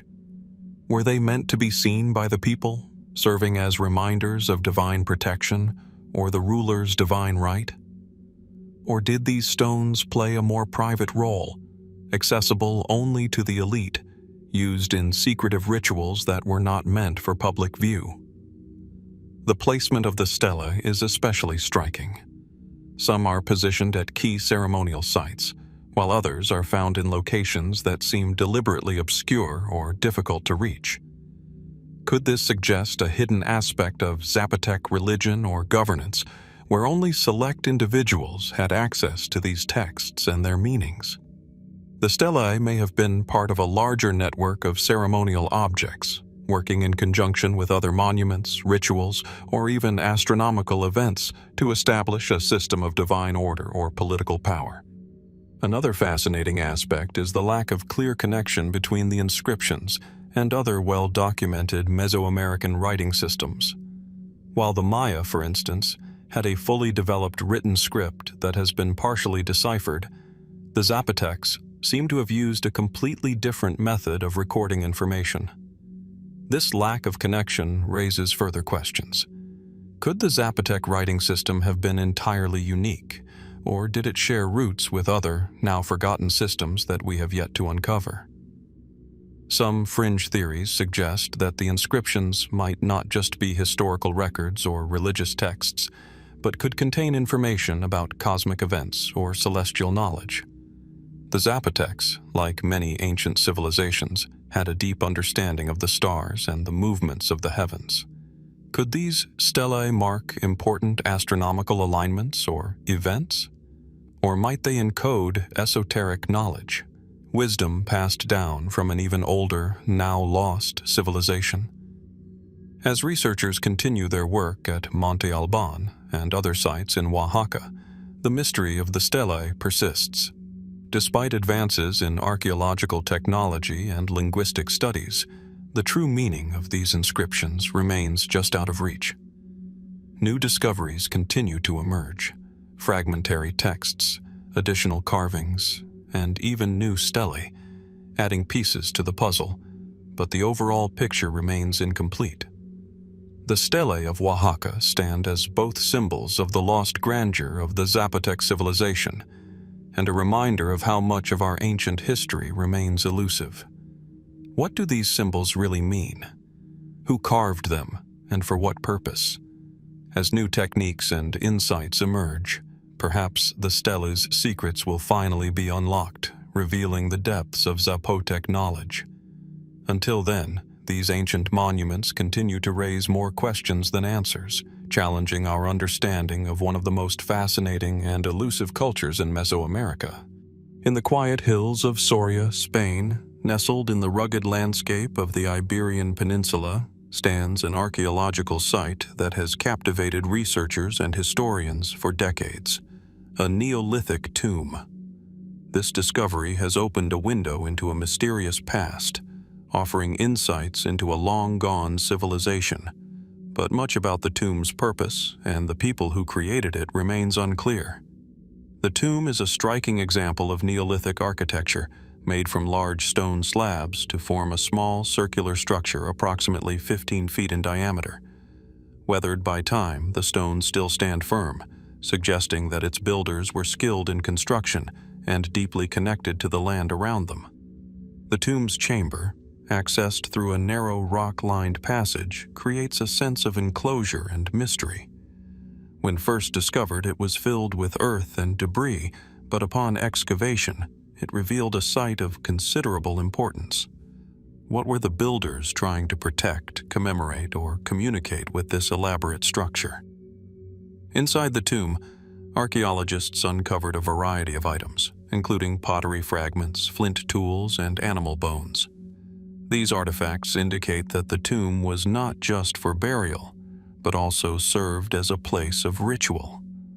The presence of these items suggests that the people who built the tomb had a complex relationship with death, possibly believing in an afterlife or holding a spiritual reverence for the dead. The tools and pottery, typical of the Neolithic period, were likely meant to accompany the deceased on their journey into the afterlife, a common practice among ancient cultures. What sets this tomb apart is its alignment and structure.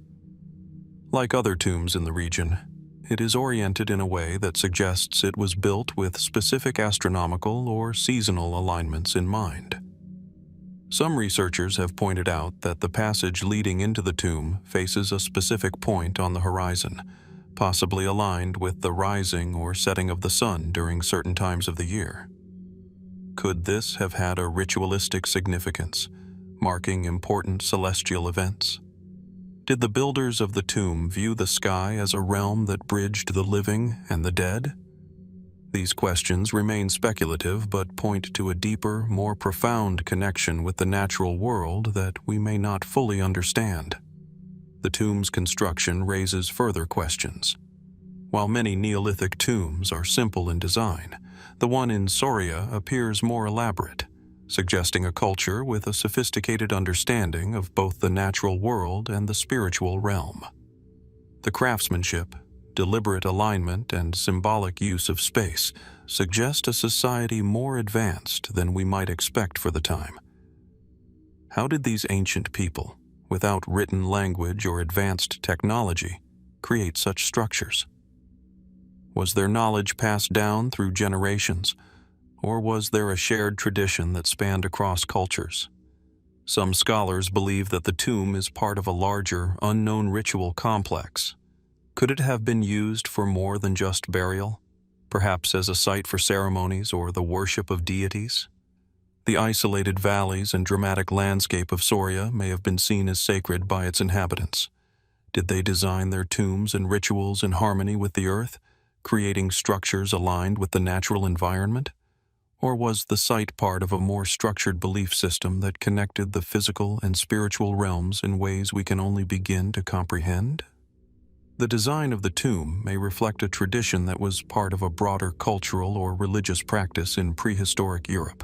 Similar tombs have been found across the Iberian Peninsula and beyond, often sharing key elements in design and purpose, yet each with its own unique features.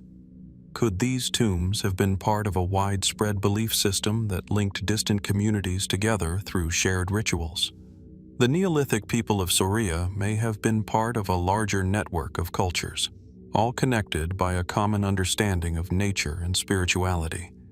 As with many archaeological discoveries, the tomb at Soria deepens the mystery of its creators. Who were these people, and why did they build such a complex and deliberate structure? What did they believe about death, the afterlife, and the forces of nature? While the tomb offers clues, many questions remain unanswered. As more sites are discovered in the region, it becomes clear that Soria's Neolithic past is far richer and more mysterious than initially thought. The burial chamber in Soria is more than just a physical structure. It is a doorway to understanding the beliefs, practices, and worldviews of the ancient people who once inhabited the land. But like many ancient sites, the answers remain tantalizingly out of reach. What was truly hidden beneath the stones? And what does this tomb reveal about the society that created it? What other secrets lie buried in the hills of Soria, waiting to be uncovered by the next generation of archaeologists? Only time and further exploration can reveal the full extent of this ancient mystery. High in the arid expanse of the Ennedi Plateau in Chad, surrounded by towering sandstone formations and vast stretches of desert, lies one of the most captivating remnants of prehistory, the Neolithic rock art. Hidden among the cliffs and caves of this remote region, hundreds of intricate images carved into the rock face stand as silent witnesses to a time long past. Dating back over 8,000 years, These artworks offer a rare and enigmatic glimpse into the lives of the ancient peoples who once inhabited this now desolate landscape. The Enedi Plateau, with its striking rock formations and isolated terrain, has long intrigued archaeologists and historians. The rock art found here is not a random assortment of images, but a carefully composed collection reflecting the cultural and spiritual understanding of the time. The carvings and paintings depict a variety of subjects: herds of wild and domesticated animals, hunters, and human figures, some in ritualistic poses. The vividness and surprisingly well-preserved nature of the art provide a unique opportunity to peer into the distant past, though much about it remains a mystery. The subject matter of the rock art reveals a profound connection between the people of the Enedi Plateau and the animals that roamed the land. Scenes of herds of cattle, wild antelopes, and even lions are depicted, often in motion or engaged in some form of interaction. These animals, essential to the survival of the people, likely symbolized power, life, and sustenance. The prevalence of cattle in the artwork points to their central role in society, possibly indicating a pastoral way of life reliant on domesticated animals for food, clothing, and ritual. Yet, the meaning behind these animal representations remains unclear. Were they created as part of hunting rituals or to commemorate successful hunts? Or do they reflect a deeper spiritual significance, where the animals were seen as sacred beings connected to the spiritual or ancestral world? Some of the figures, with human traits, suggest a belief in animism or reverence for animal spirits. Could these beings have represented deities or forces worshipped by the people, sought for fertility, protection, or guidance? The human figures in the rock art are particularly striking. Unlike more common depictions of animals, the human forms are often stylized, with exaggerated heads, elongated limbs, and abstract features. These figures, sometimes shown in action, engaged in dances, rituals, or battles, suggest that they were not mere representations of ordinary people, but rather symbolic beings. The abstract forms hint that they might have been gods, ancestors, or mythological figures. This raises further questions. Were these figures meant to represent deities, ancestral spirits, or perhaps individuals of high social or ritual significance? Or were they simply a way for the creators to capture their own identities in a symbolic form? In addition to animals and human figures, the rock art of Enedi also includes geometric patterns and abstract symbols, such as spirals, grids, and repeated motifs. While more difficult to interpret, these shapes might provide essential clues to understanding the deeper meanings behind the artwork. Could these designs represent celestial bodies, such as the sun or moon, and their cyclical movements? Or could they form part of a language or code that has yet to be deciphered? The inclusion of such abstract elements in a purely visual medium suggests that the people who created this art had a sophisticated understanding of the world, more complex than we might expect for their time. The use of landscape in the placement of these artworks further adds to the mystery. Many of the carvings are found in locations that seem deliberately chosen, often on high cliffs or caves with sweeping views of the desert below. Were these sites selected for their spiritual or ritualistic significance? Did the people of Enedi believe that these elevated locations brought them closer to the divine or celestial realms? The positioning of the art in these remote, difficult-to-reach places raises the possibility that the rock art served a purpose beyond decoration. Could it have been part of a larger ritualistic practice, a means of connecting the physical and supernatural worlds? Despite the many discoveries, the rock art of the Enedi Plateau remains largely unexplained. While mainstream archaeology suggests that the images reflect the daily life and spiritual beliefs of the prehistoric people, the full depth of their meaning continues to elude us. The lack of written records from this era leaves only the images themselves as clues to understanding the society that created them. The enigmatic nature of the Enedi Plateau rock art invites us to consider what may remain hidden in the sands of time. Were these carvings merely reflections of a past society, or do they contain deeper, forgotten knowledge that could reshape our understanding of prehistoric cultures? What other secrets lie buried in the desert, waiting to be uncovered? As research continues, these ancient masterpieces continue to raise more questions than answers. The mystery of the Enedi Plateau persists, challenging our understanding of one of the most fascinating and elusive cultures in ancient Africa.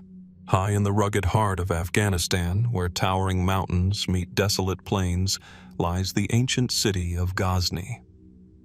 Once a thriving hub of culture and spirituality during the medieval Islamic period, Ghazni is now home to a hidden treasure from an even earlier time, a Buddhist monastery whose discovery has sparked both awe and speculation among archaeologists. Located just outside the modern city, the ruins of this monastery offer a rare glimpse into the spread of Buddhism across Central Asia, a mystery that continues to unfold with each excavation. Dating back to the 7th century AD, the monastery at Ghazni is set in a stark, windswept landscape. The site's most striking feature is the large stone stupa at its center, a relic of what was once a vibrant spiritual center. The stupa, now partially in ruins, was designed to house relics of the Buddha and offer a place for meditation and reverence. Its sheer size and architectural complexity suggest that this was not a modest monastery, but an important center in the Buddhist world. Pilgrims from the region would have once traveled to this site, seeking spiritual enlightenment and offering prayers. Around the stupa, the foundations of several buildings have been uncovered, pointing to a bustling community of monks, scholars, and pilgrims. Though smaller than some grand Buddhist temples found in India or Southeast Asia, the monastery reflects core principles of Buddhist monastic design: spacious courtyards, open halls, and serene spaces for prayer and study. In one of the rooms, archaeologists uncovered murals, faded but still remarkable, depicting scenes of the Buddha's life and teachings. These images provide a rare window into how Buddhism was practiced in this region during the early centuries of the Common Era. What makes the site particularly fascinating, however, is not just the physical remains, but the deeper questions they raise. Ghazni, historically known as a center of Islamic power, sits at the crossroads of civilizations. How did Buddhism take root in this remote region of Central Asia, far from the Indian subcontinent where it originated? The spread of Buddhism through Central Asia is a complex and poorly understood phenomenon, but the presence of a thriving monastery here suggests that Ghazni once played a key role in the larger network of Buddhist culture that extended from India to China, Tibet, and beyond. Despite significant finds at Ghazni, much remains unclear about the monastery's role and its context within the larger Buddhist landscape of the time. While the presence of Buddhist structures in Afghanistan is not surprising, given the region's position on the Silk Road and its proximity to ancient India, little is known about how the monastery at Ghazni functioned in relation to other Buddhist centers. Was it part of a larger monastic community, or was it an isolated retreat? Did it serve as a place for meditation, scholarly learning, or was it a pilgrimage site for Buddhist followers? Some scholars suggest that the monastery may have been crucial in the transmission of Buddhist teachings between the Indian subcontinent and Central and East Asia. The region was a vital crossroads along the Silk Road, where goods, ideas, and religions flowed freely across vast distances. Was the monastery a stop for traveling monks, or even a translation center where texts from Sanskrit were adapted into other languages to help spread Buddhism? Alternatively, was it simply a local religious center serving the spiritual needs of the surrounding community? The discovery of numerous artifacts around the monastery adds to the mystery. Among the items found were fragments of statues, religious relics, and coins, suggesting a thriving trade network. These coins, bearing the images of rulers from both Buddhist and Islamic empires, imply that the monastery's influence extended beyond the local area. But why was such a significant Buddhist site located in a region that would later become a stronghold of Islam? How did these two religions coexist in the same space, separated by centuries but intertwined in the shared history of the region? Perhaps the most intriguing mystery is why the monastery was abandoned long before the rise of Islam in Ghazni. There is no clear explanation for the decline of this once vibrant center of Buddhist practice. Was it due to the growing influence of Islam in the region? Or was there another factor, such as a shift in trade routes, the decline of patronage, or even natural disasters, that led to its abandonment? The transition from Buddhism to Islam in this part of Central Asia remains one of history's great unanswered questions. The monastery at Ghazni stands as a silent testament to a time when Buddhist teachings flourished in the heart of a region that would later embrace a new spiritual identity.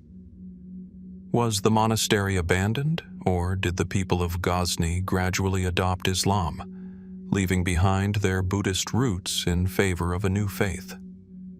What did the presence of Buddhism mean for the cultural and religious development of Central Asia?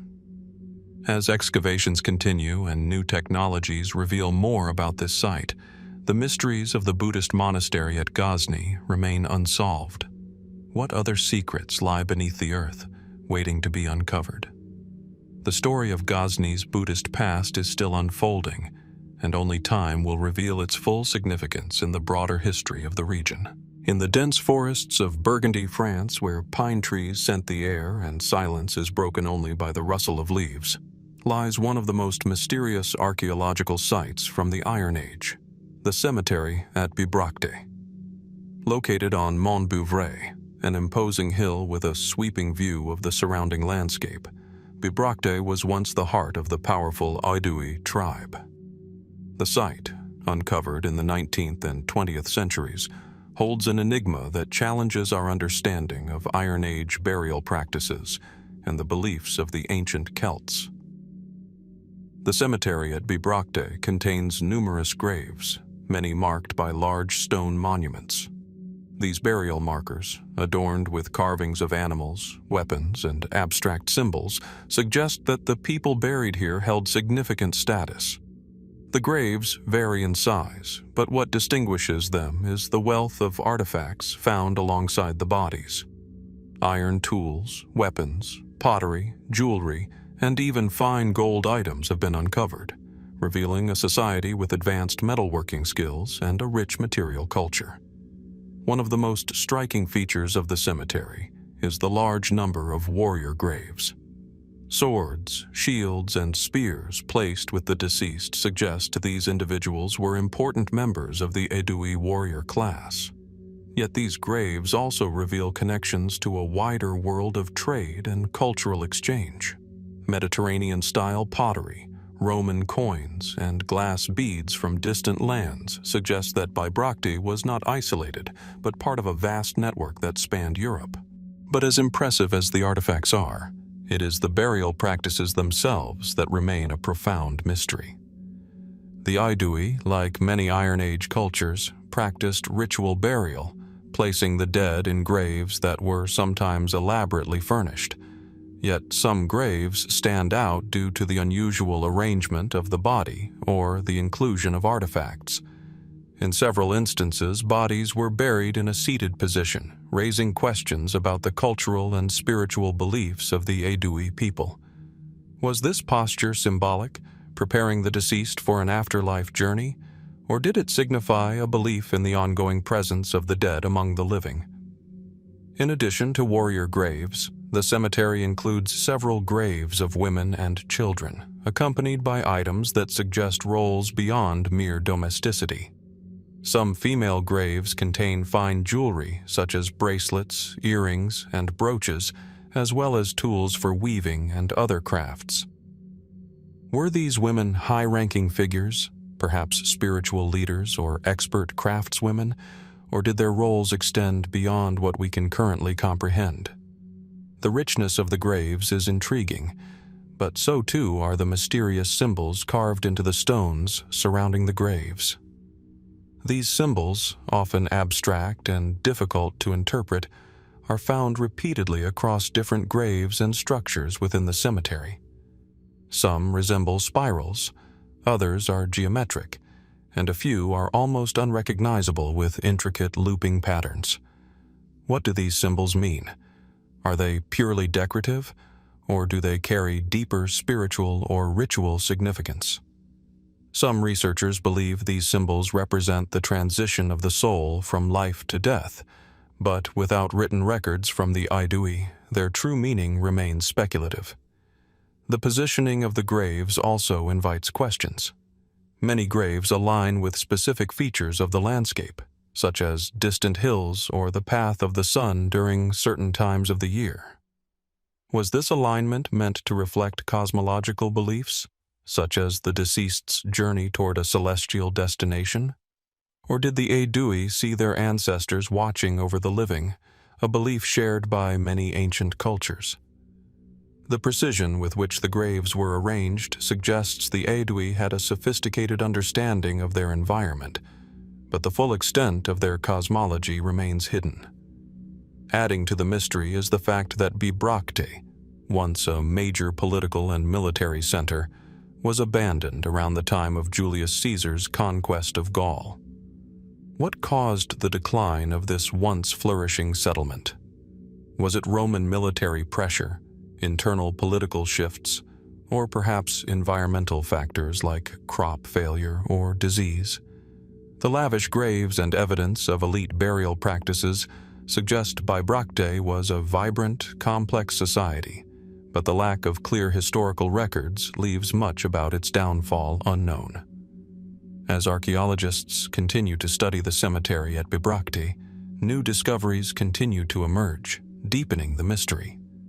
What did the Aedui truly believe, and how did their burial practices reflect their worldview? The evidence is there, etched into the stone and hidden beneath the earth.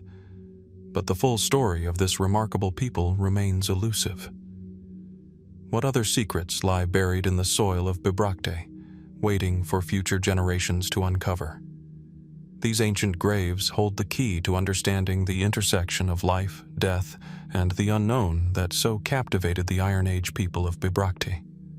Only time and further investigation can reveal the answers. In the rolling hills of southern Spain, nestled among olive groves and rugged terrain, lies one of the most mysterious and significant archaeological sites, the Iberian Celestial Monument at Jodar. Discovered in the 1980s, this ancient structure is a striking example of early astronomical and ceremonial architecture, offering a glimpse into the beliefs and practices of a culture long gone. The purpose and meaning of the monument remain a mystery, challenging our understanding of the ancient Iberians. The monument is composed of large stones, arranged with remarkable precision to form an open-air temple or observatory.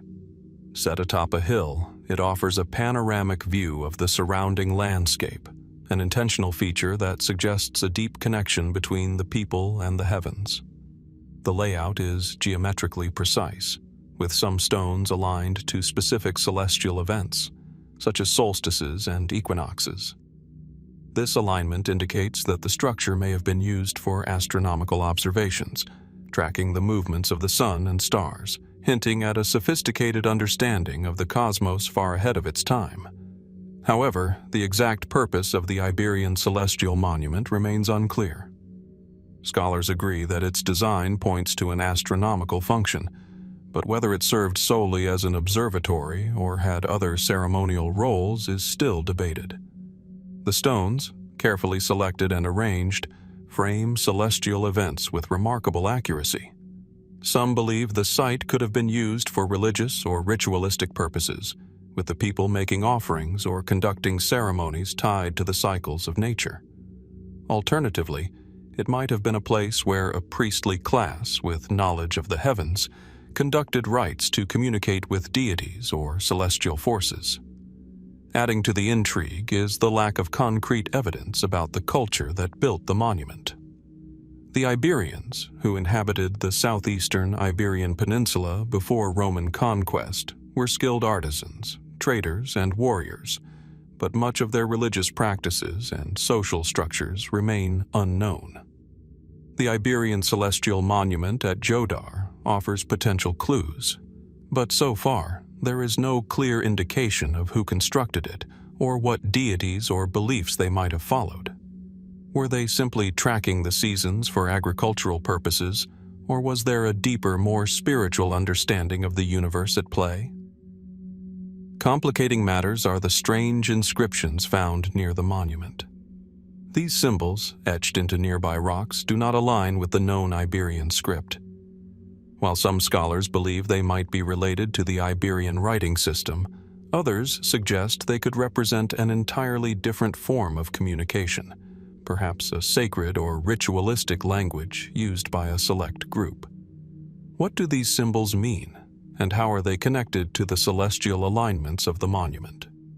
Could they be a cosmic map showing the relationship between the earth and the heavens, or markers for ritual pathways? In addition to its astronomical features, the monument's location and visibility suggest it may have had a social or political function. Situated high on a hill, visible from miles around, it could have served as a landmark, symbolizing power or unity for the Iberian tribes. Was it built as a statement of authority, asserting dominion over the land and skies? Or was it a communal space where different tribes gathered for shared rituals and ceremonies? The Iberians, like many ancient peoples, had a deep connection to the land, and the monument may have served as a physical and symbolic link between the earthly and divine. The most captivating aspect of the Iberian Celestial Monument is how it challenges our understanding of the prehistoric Iberians. Despite leaving few written records, the monument stands as a testament to their advanced knowledge of the natural world. The precision in its construction and its alignment with celestial events suggest a level of astronomical knowledge far more advanced than most European societies of the time. Could the Iberians have been influenced by other ancient civilizations like the Egyptians or Mesopotamians, who also had a deep understanding of the stars? Or did they develop their knowledge independently, based on generations of observation and practice? As research into the Iberian Celestial Monument continues, the questions multiply. What was its true purpose, and how did the people of this ancient culture view their place in the cosmos? Were they merely observant farmers, or did they possess a deeper spiritual connection to the universe around them? What secrets do the strange inscriptions and symbols hold? The monument stands quietly amid the hills of Jodar, offering only its stone markers and celestial alignments as clues to its purpose. What other hidden knowledge lies beneath the surface, waiting for future generations to uncover? As we continue to study this ancient site, we are left to wonder, what other mysteries from this lost chapter of human history remain waiting to be discovered? Only time and further investigation will reveal the full extent of its significance. Tucked away in the rugged hills of southern Malta, surrounded by dramatic cliffs and valleys, lies one of the island's most significant yet mysterious archaeological sites, Latnia Cave. This secluded location, relatively unknown until recent years, offers an extraordinary glimpse into the early human presence on Malta, extending back tens of thousands of years. The cave's cool, shadowy interior contrasts sharply with the sun-drenched exterior, housing traces of lives long gone and imprints of human history that continue to puzzle archaeologists. Latnia Cave, with its narrow entrance and deep recesses, is a natural wonder in itself. As you enter, the drop in temperature and the fading light immediately create a sense of timelessness. The walls, shaped by centuries of erosion and natural wear, seem to whisper stories of the past. Once a place of shelter for animals and humans alike, the cave became a focal point for archaeological research when evidence of early human habitation was discovered. pushing back the timeline of human presence on Malta to the Mesolithic period, around 8000 BC. Inside Latnaya Cave, archaeologists uncovered a variety of artifacts, including stone tools, pottery fragments, and animal bones. These objects suggest that the cave's early inhabitants were part of a hunter-gatherer society, relying on the surrounding landscape for sustenance. The tools, though simple by today's standards, reveal a deep understanding of the natural world. They were crafted with precision, indicating that the people of Malta were not just skilled survivors, but also adept at using local resources for hunting, gathering, and potentially for ceremonial purposes. What makes this site especially intriguing are the animal bones discovered in the cave. Among them are the remains of species that are now extinct on the island, including dwarf elephants, which once roamed the region. These animals, much smaller than their mainland counterparts, were a key part of Malta's unique ecosystem, which evolved in isolation due to the island's separation from the mainland. The presence of these bones suggests that the early inhabitants of Malta may have hunted these creatures, possibly even contributing to their extinction. The question arises, did these humans use the cave solely for shelter, or did it serve additional purposes, such as a site for rituals or religious ceremonies, given the symbolic nature of the animals they interacted with? The choice of Latnaya Cave for habitation is another mystery. Was the cave selected purely for its natural shelter, or did it hold deeper significance, a spiritual or symbolic connection to the land? Some archaeologists speculate that the site may have had a sacred or ritualistic function. The cave's isolation and natural beauty could have made it a sacred space, an intersection between the earthly realm and the supernatural forces that governed their lives.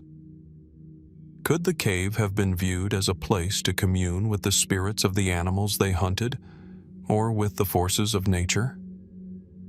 The artifacts found at Latnaya Cave offer valuable insights into the daily lives of its inhabitants, but they also raise broader questions about their cultural and social organization. How did these early humans manage to live in such isolation? Were they part of a larger network of people, or did they live in small, self-sustained groups?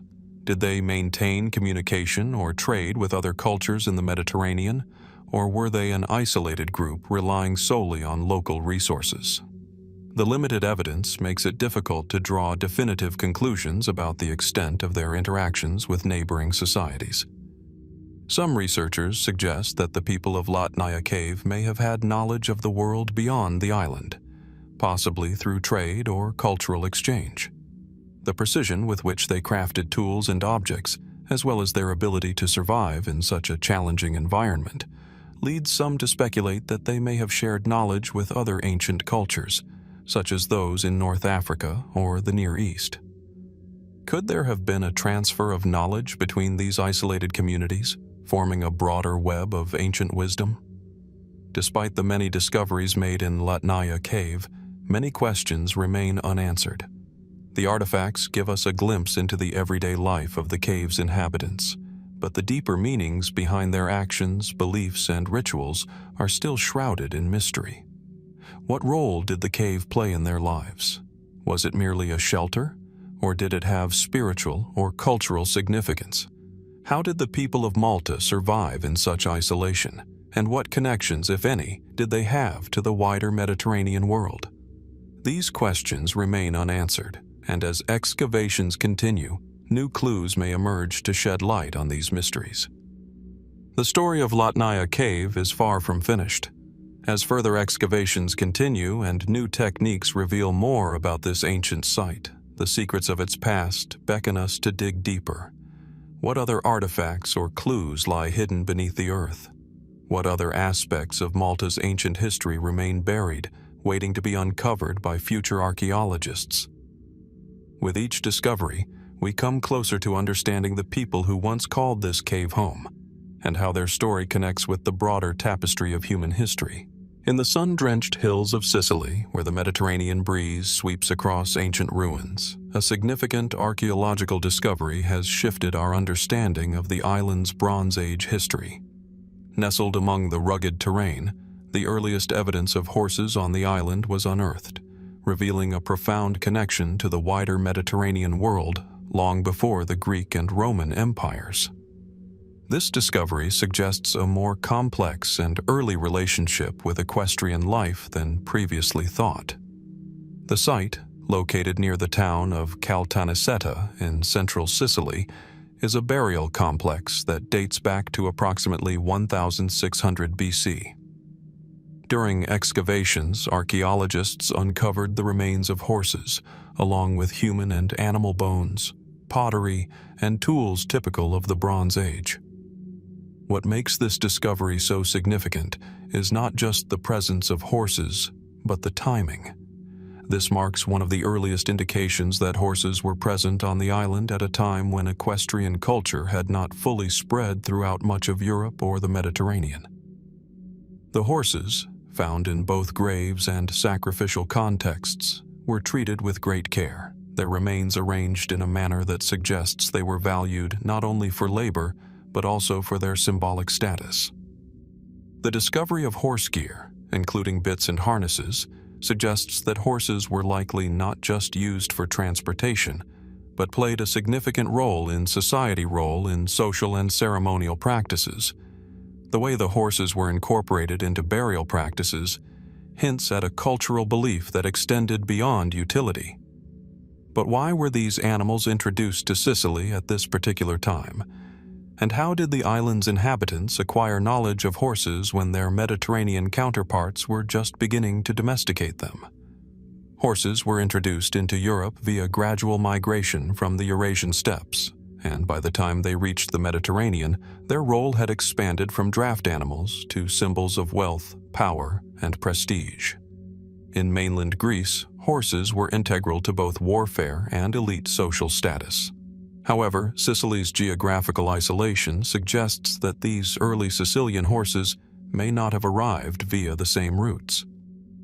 Did the people of Bronze Age Sicily use horse-drawn chariots, or were they focused on horses for herding and transport? Could the horses have been imported directly from the mainland, or might they have come from regions like North Africa or the Iberian Peninsula, which also show early signs of equestrian life?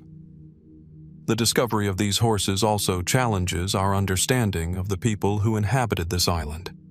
Their role in the community seems to have gone beyond practical purposes. In some graves, the horses were found buried alongside their owners in ceremonial contexts, potentially indicating religious or symbolic significance. Horses were often revered in ancient cultures, seen as representations of power, speed, and even the divine. Could these early Sicilians have similarly viewed horses as spiritual entities, bridging the gap between the living and the divine? The idea of horses playing a central role in rituals or ceremonies suggests that their spiritual importance may have been just as great as their practical use. More intriguing is the possibility that the inhabitants of Bronze Age Sicily were already experimenting with cavalry or warfare on horseback. While most scholars believe horses were primarily used as draft animals during this period, some theorists suggest that Sicily's early inhabitants might have had a more advanced understanding of horse-based tactics. The potential use of horses in battle could significantly alter our view of Bronze Age conflict in the Mediterranean. If horses were already being employed in military operations on this isolated island, it would suggest that Sicily was more connected to early European and Near Eastern cultures than we previously thought. The presence of horses may also indicate external cultural influences. The island's proximity to the Mycenaeans or early Phoenicians, both of whom had extensive maritime networks, could explain the introduction of horses. Did these early interactions contribute to the spread of equestrian practices to the island? The adoption of horses might also signal a shift in Sicily's social structure, possibly marking the rise of warrior elites or the establishment of a new power dynamic. Could the arrival of horses represent a cultural or political transformation? As further excavation and analysis continue at the burial sites, many questions remain. Was the presence of horses in Bronze Age Sicily an isolated phenomenon, or did it signify a larger cultural shift?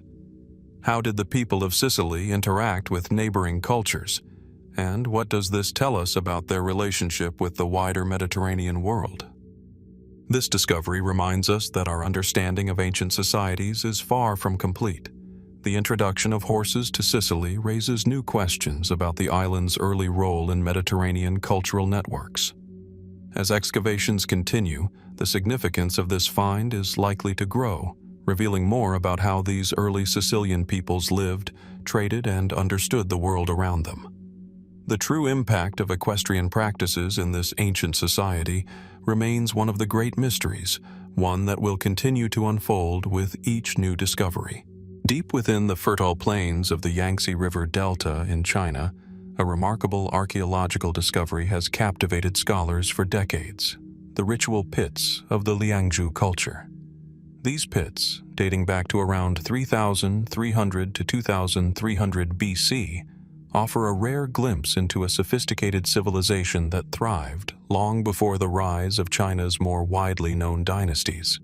Hidden beneath layers of earth, the pits reveal not only the ingenuity of the Liangzhu people, but also their mysterious spiritual practices, which continue to challenge our understanding of ancient beliefs.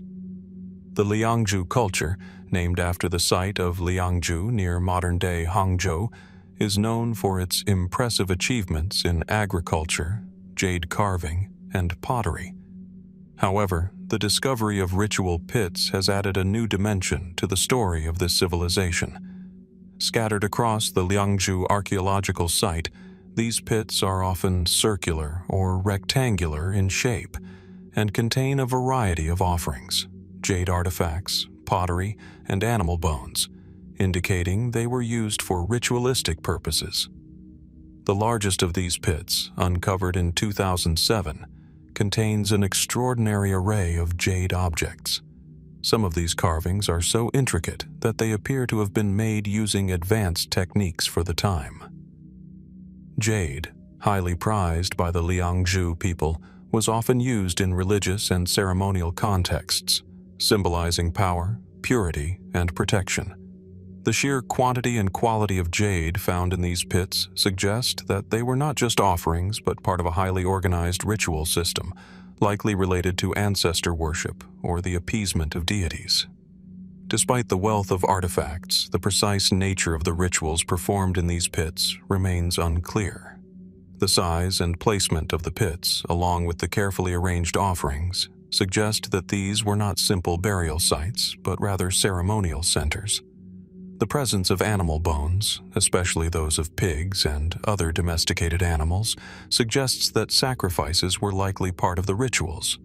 However, no definitive evidence of human remains has been found, leaving the theory of human sacrifice open to interpretation.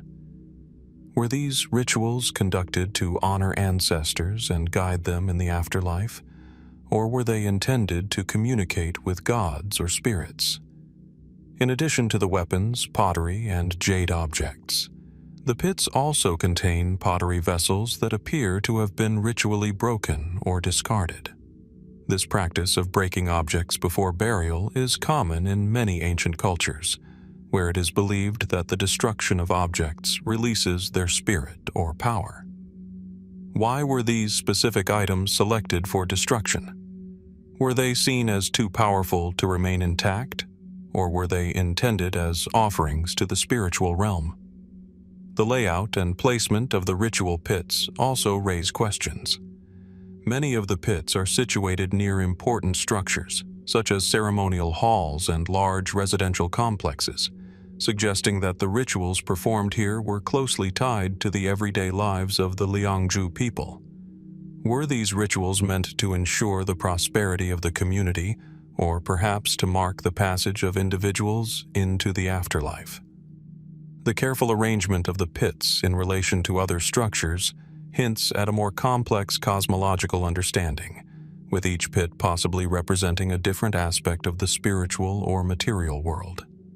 The lack of written records from the Liangzhu people makes it difficult to fully comprehend their spiritual beliefs. However, the jade objects found in the pits, often adorned with intricate symbols and patterns, may hold the key to unlocking their worldview. Did these symbols represent gods, celestial forces, or elements of nature? Were the offerings made to communicate with ancestors, asking for guidance or blessings?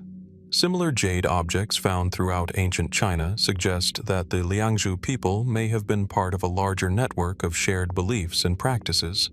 In addition to the ritual pits, the Liangzhu site also reveals evidence of a highly advanced society. The people of Liangzhu developed complex agricultural systems, built elaborate settlements, and established early forms of social hierarchy. This raises the question of how the spiritual practices reflected in the pits were linked to the practical aspects of life. How did the rituals influence the social structure of the Liangzhu people? Were they part of a broader political or religious agenda? As excavations continue, the ritual pits of the Liangzhu culture remain one of the most captivating and enigmatic archaeological mysteries in East Asia. The artifacts uncovered offer tantalizing insights into the beliefs and practices of this ancient society, but the full meaning of the rituals and the role they played in daily life remains elusive. What other secrets do these pits hold? How much more can be discovered about the spiritual and cultural life of the Liangzhu people? The answers lie buried in the earth, waiting for future excavations to unlock the mysteries of this extraordinary civilization.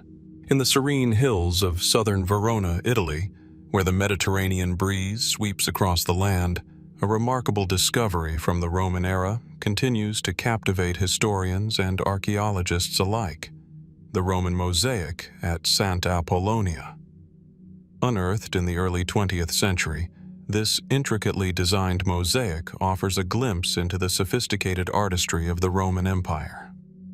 But its unusual imagery and mysterious symbols raise more questions than answers, challenging our understanding of Roman cultural and spiritual practices. The mosaic, measuring more than 25 feet in length, was found during excavations near the town of Santa Apollonia, located in central Sicily. Its vivid colors and elaborate geometric patterns have stood the test of time, despite centuries of wear.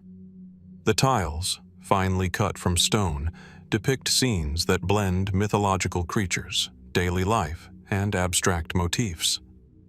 While some figures appear familiar, others seem completely foreign to traditional Roman art, adding a layer of intrigue that scholars continue to explore. One of the most striking features of this mosaic is the presence of hybrid creatures, half-human, half-animal forms that do not immediately match other Roman artistic representations. These mythical creatures, often associated with divine power or protection, are positioned prominently in the design. Their distinct features and symbolism have led some scholars to suggest that these figures may have been influenced by foreign cultures, particularly those to the east of the Roman Empire, such as Persia or ancient India. The unusual nature of these creatures raises the possibility that they were adopted from these cultures as a means of conveying power or spiritual significance. The significance of these hybrid creatures is further underscored by their size and placement. Unlike the typical Roman depictions of gods or emperors, which were often idealized, these figures seem to possess a more primal, almost mystical quality.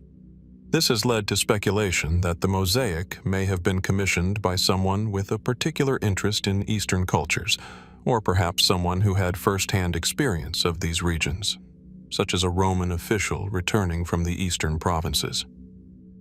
Were these hybrid creatures meant to represent foreign deities, or were they part of a more personal belief system, one that combined Roman and Eastern traditions? Adding another layer of mystery to the mosaic is its location. While mosaics of this size were often found in public buildings or elite residences, this particular mosaic is located in a less populated area near a river. The remote placement raises questions about its intended audience. Was it designed for a private group, such as a family or a small community, or was it meant to communicate power and influence to a wider audience?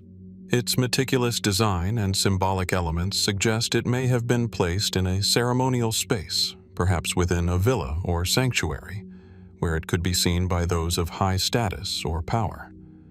The dating of the mosaic also adds to its intrigue. Though it clearly dates to the Roman period, some elements suggest it was created during the later stages of the empire, around the 4th or 5th century AD, a time marked by cultural experimentation and shifting influences. The blending of traditional Roman motifs with foreign and unusual figures could reflect the empire's growing exposure to Eastern cultures. This period was one of increasing diversity, where Roman society absorbed cultural influences from its vast provinces. Was the introduction of these exotic elements a sign of a cultural shift, or an attempt to integrate foreign traditions into Roman life? Despite extensive research, the full meaning and purpose of the mosaic remain elusive. The hybrid creatures and their placement within the mosaic suggest a deeper spiritual or political message, yet the lack of written records leaves us with only the images themselves to interpret. Were these symbols meant to convey personal beliefs, political power, or a deeper connection to other cultures? The blending of styles and influences in the mosaic hints at a larger cultural exchange, but the true nature of this exchange remains speculative. The discovery of the mosaic at Santa Apollonia continues to raise questions about the relationship between the Roman Empire and the cultures it interacted with. The hybrid creatures depicted in the artwork may symbolize a fusion of Roman and Eastern ideas, or they may represent something entirely unique to the artist or commissioner of the mosaic. The intricate design and unusual symbolism suggest that this mosaic was not just a decorative piece, but a work of cultural significance, possibly used for ceremonial purposes. As excavations continue and more pieces of the mosaic are uncovered, new insights may emerge. The mosaic is a testament to the diversity and complexity of Roman art, yet it also stands as a mystery, one that may never be fully understood. What deeper meanings lie hidden in the mosaic's symbols and images? How did the people of the late Roman Empire view their relationship with foreign cultures? The answers to these questions are still waiting to be uncovered, but the mosaic at Santa Apollonia remains a fascinating glimpse into a culture that was far more interconnected and complex than we often imagine. On the rugged islands of Orkney, Scotland, where the wind sweeps across the hills and cliffs, ancient burial mounds lie scattered across the landscape. These Bronze Age burial sites, some thousands of years old, offer a glimpse into the society that once inhabited these islands. The mounds, which contain the remains of the dead, provide insights into a people deeply connected to life, death, and the spiritual realm. However, the full meaning of these sites and their significance remains shrouded in mystery. The burial mounds of Orkney are among the best preserved examples from the Bronze Age. The mounds vary in size, ranging from small, isolated tombs to large, complex cairns. Some of the larger mounds are believed to have been reserved for individuals of high status, possibly chieftains or spiritual leaders. The careful alignment of the mounds with the natural landscape suggests deliberate planning, with many mounds oriented to align with celestial events such as solstices and equinoxes. This precision points to the Orkney people's advanced understanding of astronomy, implying that the mounds were not merely burial sites but part of a ritualistic landscape connected to the sun's cycles and the seasons. Inside these mounds, archaeologists have found a wealth of artifacts, including pottery, tools, and ornaments made from bronze, stone, and bone. These objects provide valuable information about the daily lives of the people who lived in Orkney during the Bronze Age.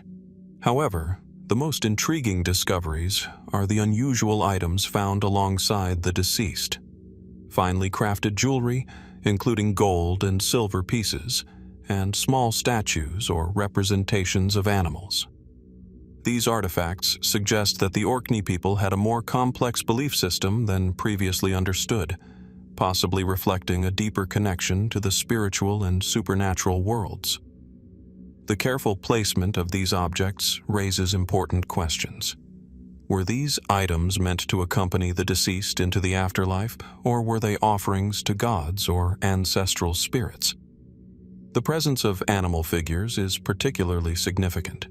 Often seen as symbols of power or protection, these animals may have represented deities or spiritual entities worshipped by the Orkney people. The exact symbolism behind these items remains unclear, but they offer a glimpse into the spiritual practices of the time, potentially offering a connection between the physical and spiritual realms. The alignment of the burial mounds with specific features of the landscape also raises further questions. Many mounds are positioned to align with distant hills or the path of the sun during certain times of the year. This suggests that the Orkney people had a cosmological understanding, where the placement of the dead reflected their connection to the heavens.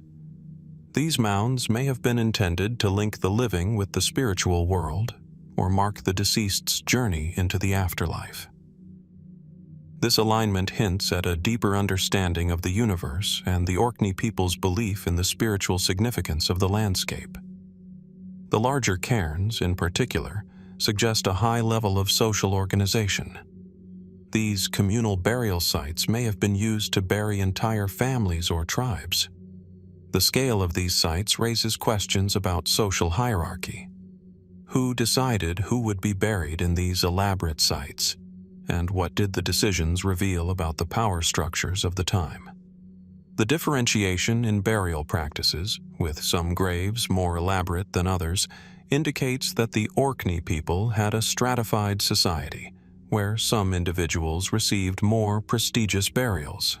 This suggests that social and political structures played an important role in determining the placement of the dead. Another mystery surrounding the burial mounds is the abrupt decline of these practices at the beginning of the Iron Age. Despite their cultural richness, the Bronze Age burial mounds were gradually abandoned in favor of new burial practices. Archaeological evidence indicates that other forms of burial and ritual became more prevalent, but the reasons for this sudden shift are unclear. Was the change due to the influence of external cultures, such as the Celts, or was it a transformation in local beliefs? The decline in these burial practices marks a significant shift in Orkney's cultural and spiritual life, but the exact causes remain unknown. As researchers continue to study the burial mounds, new questions continue to arise. What do the objects and symbols found within the mounds really mean? Were the mounds part of a larger spiritual network connecting ancient cultures across prehistoric Europe? Or were they unique to Orkney society? The answers to these questions remain elusive, but the mounds stand as enduring reminders of a long-lost world, a world where life, death, and the heavens were intricately linked.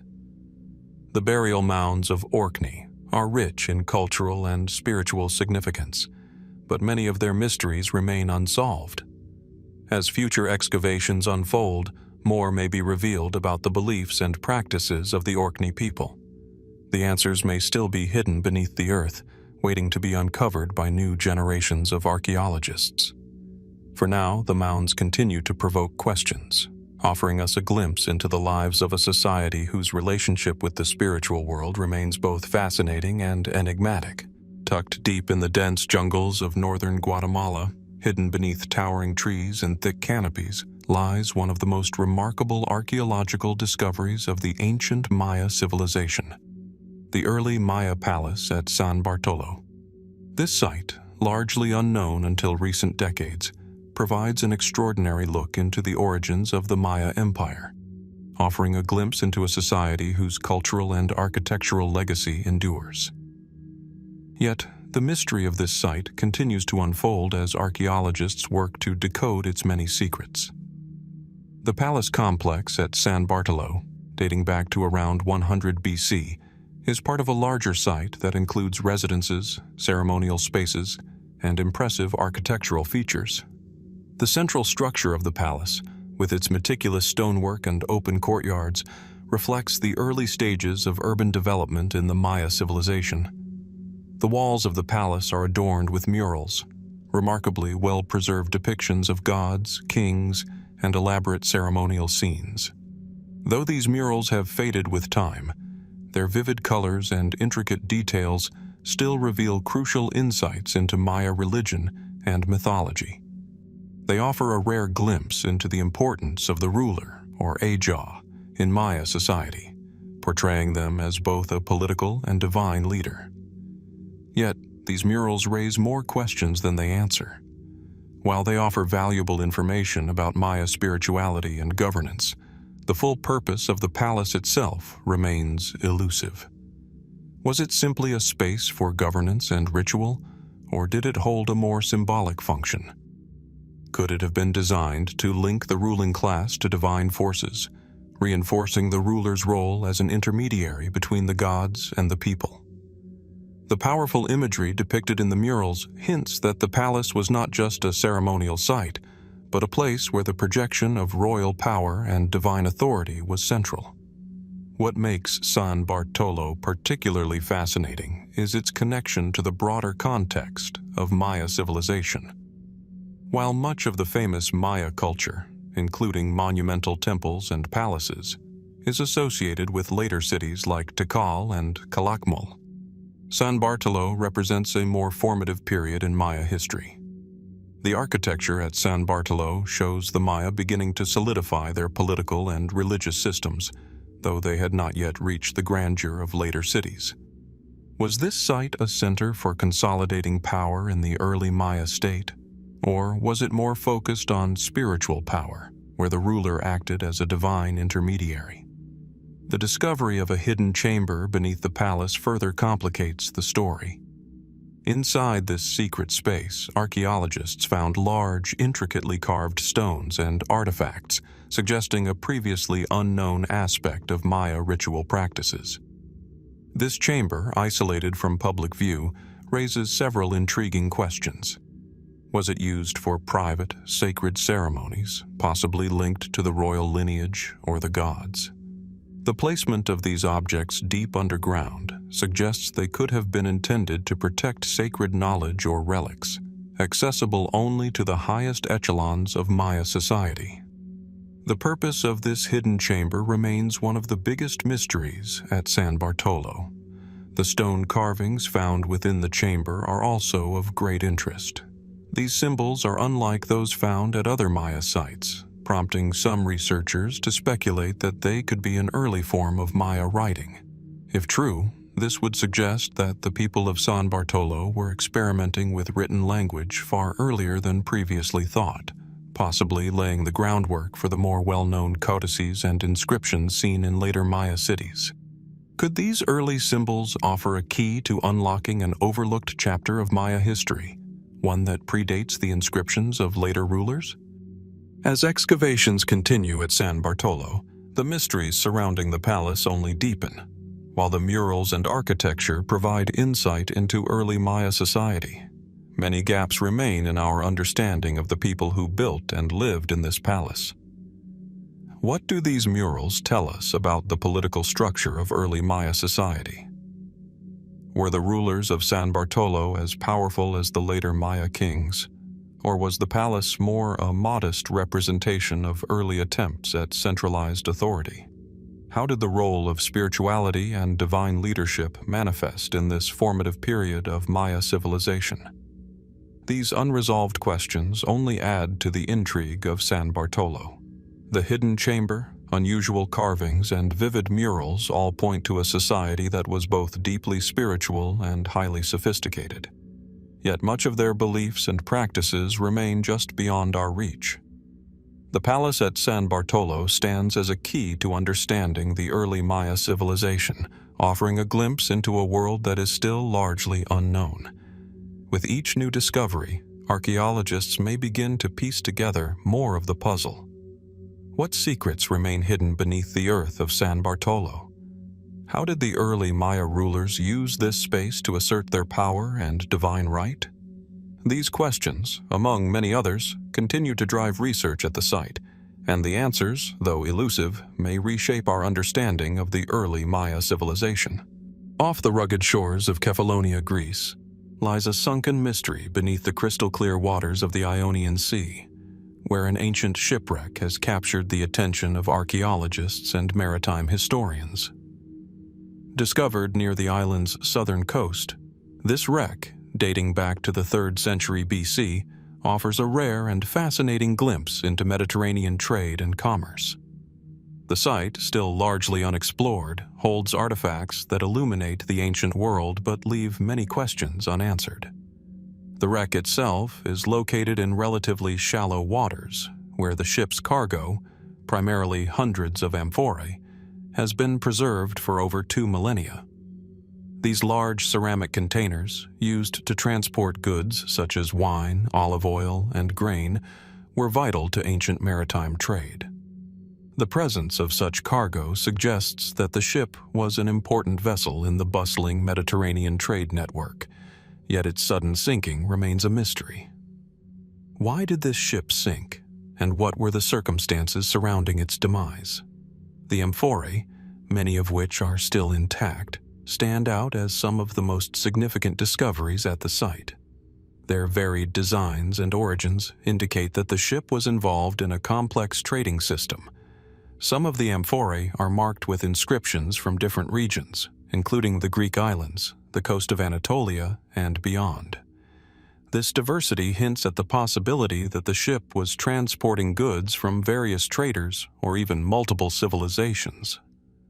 Could it have been part of a government-sponsored mission or a diplomatic exchange carrying tribute or gifts to another political entity?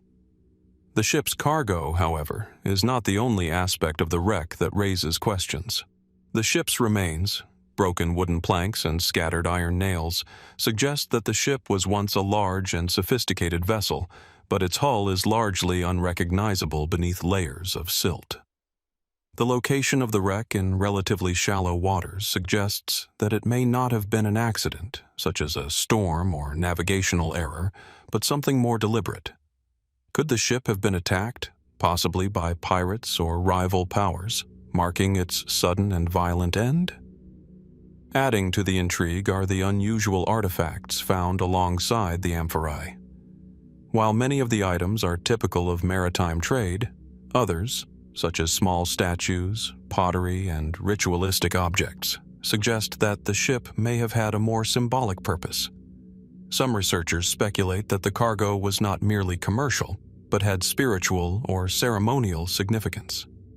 The placement of these objects, carefully arranged among the other goods, hints that the ship was involved in something more than a routine trading voyage. Was it a mission tied to political alliances or military strategy, or perhaps a religious or diplomatic exchange? The complexity of the shipwreck is compounded by the suggestion that it may have been part of a larger historical context. The Hellenistic period, marked by shifting alliances and frequent conflicts, was a time of significant political and military movements in the Mediterranean. The shipwreck may have been a casualty of these larger geopolitical struggles. Was the ship involved in a military campaign, carrying supplies for an invading force, or was it part of a diplomatic mission, carrying valuable goods to seal an alliance or tribute to a powerful ruler? One of the most compelling aspects of the wreck is its potential connection to larger trade and cultural exchanges. The discovery of foreign goods, the variety of amphorae, and the diversity of the items suggest that the ship was part of an intricate network of Mediterranean commerce. This raises the question, was the ship a routine carrier of goods between Mediterranean hubs, or was it a symbol of something greater, such as cultural fusion and the expansion of Hellenistic influence? The mix of commercial and ritual items on board suggests that the ship may have been a microcosm of the cultural exchange happening throughout the ancient Mediterranean. As underwater excavations continue, new findings continue to provide valuable insights, but many aspects of the shipwreck remain elusive. What caused this ship to sink so suddenly? And what does the mixture of goods tell us about the intentions behind its journey?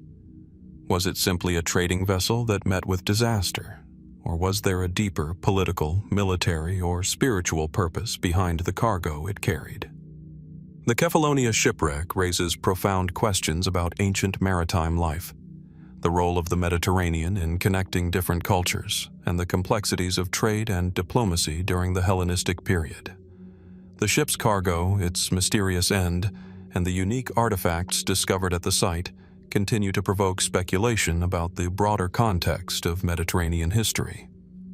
While the answers to these questions remain out of reach for now, the wreck offers a fascinating window into the ancient world, a world of bustling trade, shifting power, and complex cultural exchanges that continue to shape our understanding of the past. Hidden within the dense jungles of northern Guatemala, Damgili Cave has yielded an archaeological discovery that has intrigued scholars for decades. A small, bone figurine dating back to the Mesolithic period, around 10,000 years ago. This figurine, simple in shape but intricately detailed, offers a glimpse into the early artistic and spiritual practices of the ancient people who inhabited the region.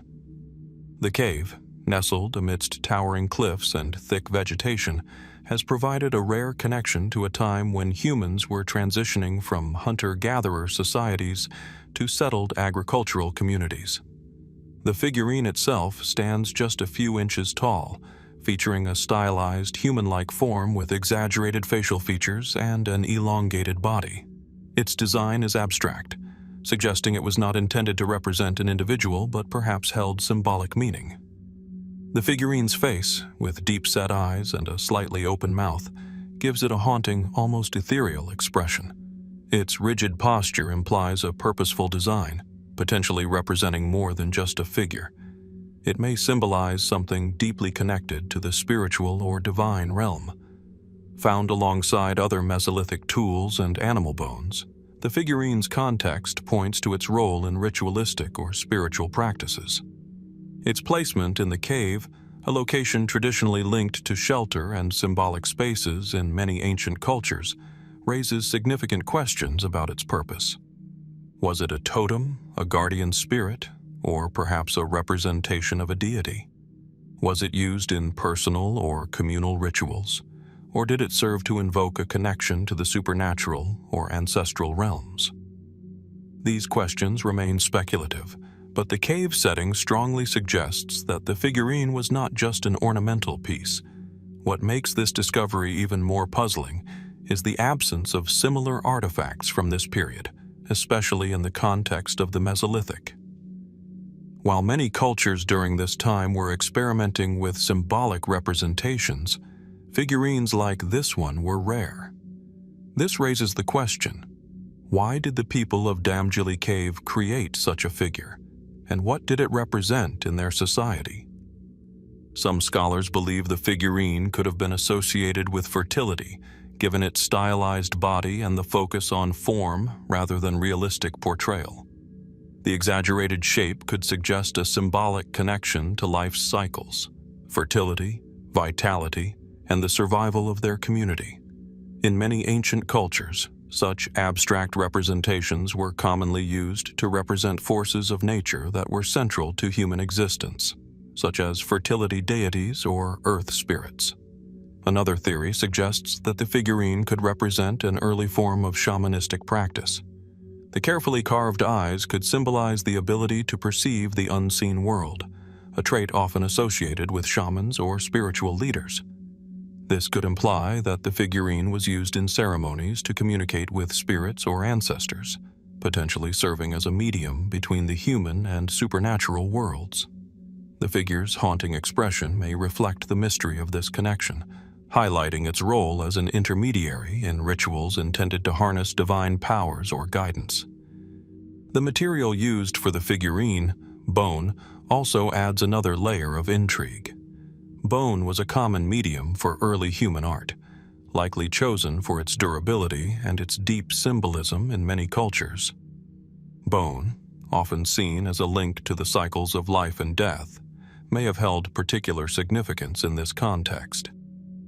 Its use suggests that the figurine might not only have represented a spiritual or ritualistic symbol, but also a physical connection to the natural world and ancestral forces. Bone has often been linked with the continuity of life, reinforcing the idea that the figurine could have been a spiritual object intended to communicate with the forces governing life and death. Despite these theories, the exact purpose of the figurine remains elusive. It's possible that it reflects a cultural or societal shift during the Mesolithic period, a time of profound change as humans began to experiment with new ways of life and move toward settled communities. This figurine could symbolize this transition, representing new beliefs, practices, or relationships with the land. The presence of the figurine in Damjili Cave, a site used for shelter during a time of environmental and social change, suggests it could have played an important role in marking these shifts, perhaps as a symbol of protection or connection to the spirits of the past. The solitary nature of the figurine in the cave raises additional questions about its significance. Was it a personal object, significant only to its owner? Or did it have a broader, communal role within a belief system shared by a larger group? The absence of similar artifacts in the region makes it difficult to draw definitive conclusions, and it's possible that further discoveries in the cave could shed light on this early chapter of human history.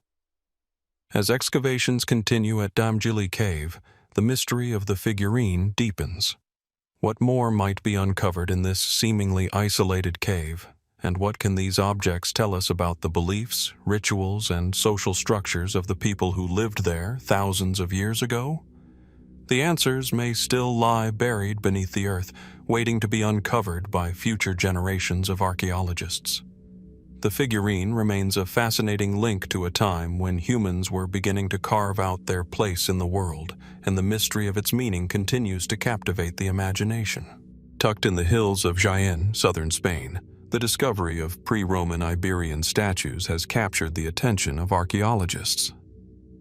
These statues, found in burial sites, depict human figures with intricate designs, yet their purpose and significance remain unclear. Carved from local stone, these statues have raised important questions about the spiritual and cultural practices of the Iberians, a civilization that flourished before the Roman conquest. The statues vary in size and form, many characterized by stylized features and exaggerated proportions. Some stand upright, while others are seated, and many hold objects with symbolic potential. The placement of these figures in the graves suggests they played an integral role in ceremonial or ritualistic practices.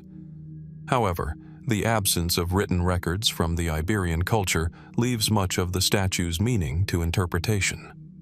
The statues were likely created with a specific purpose in mind.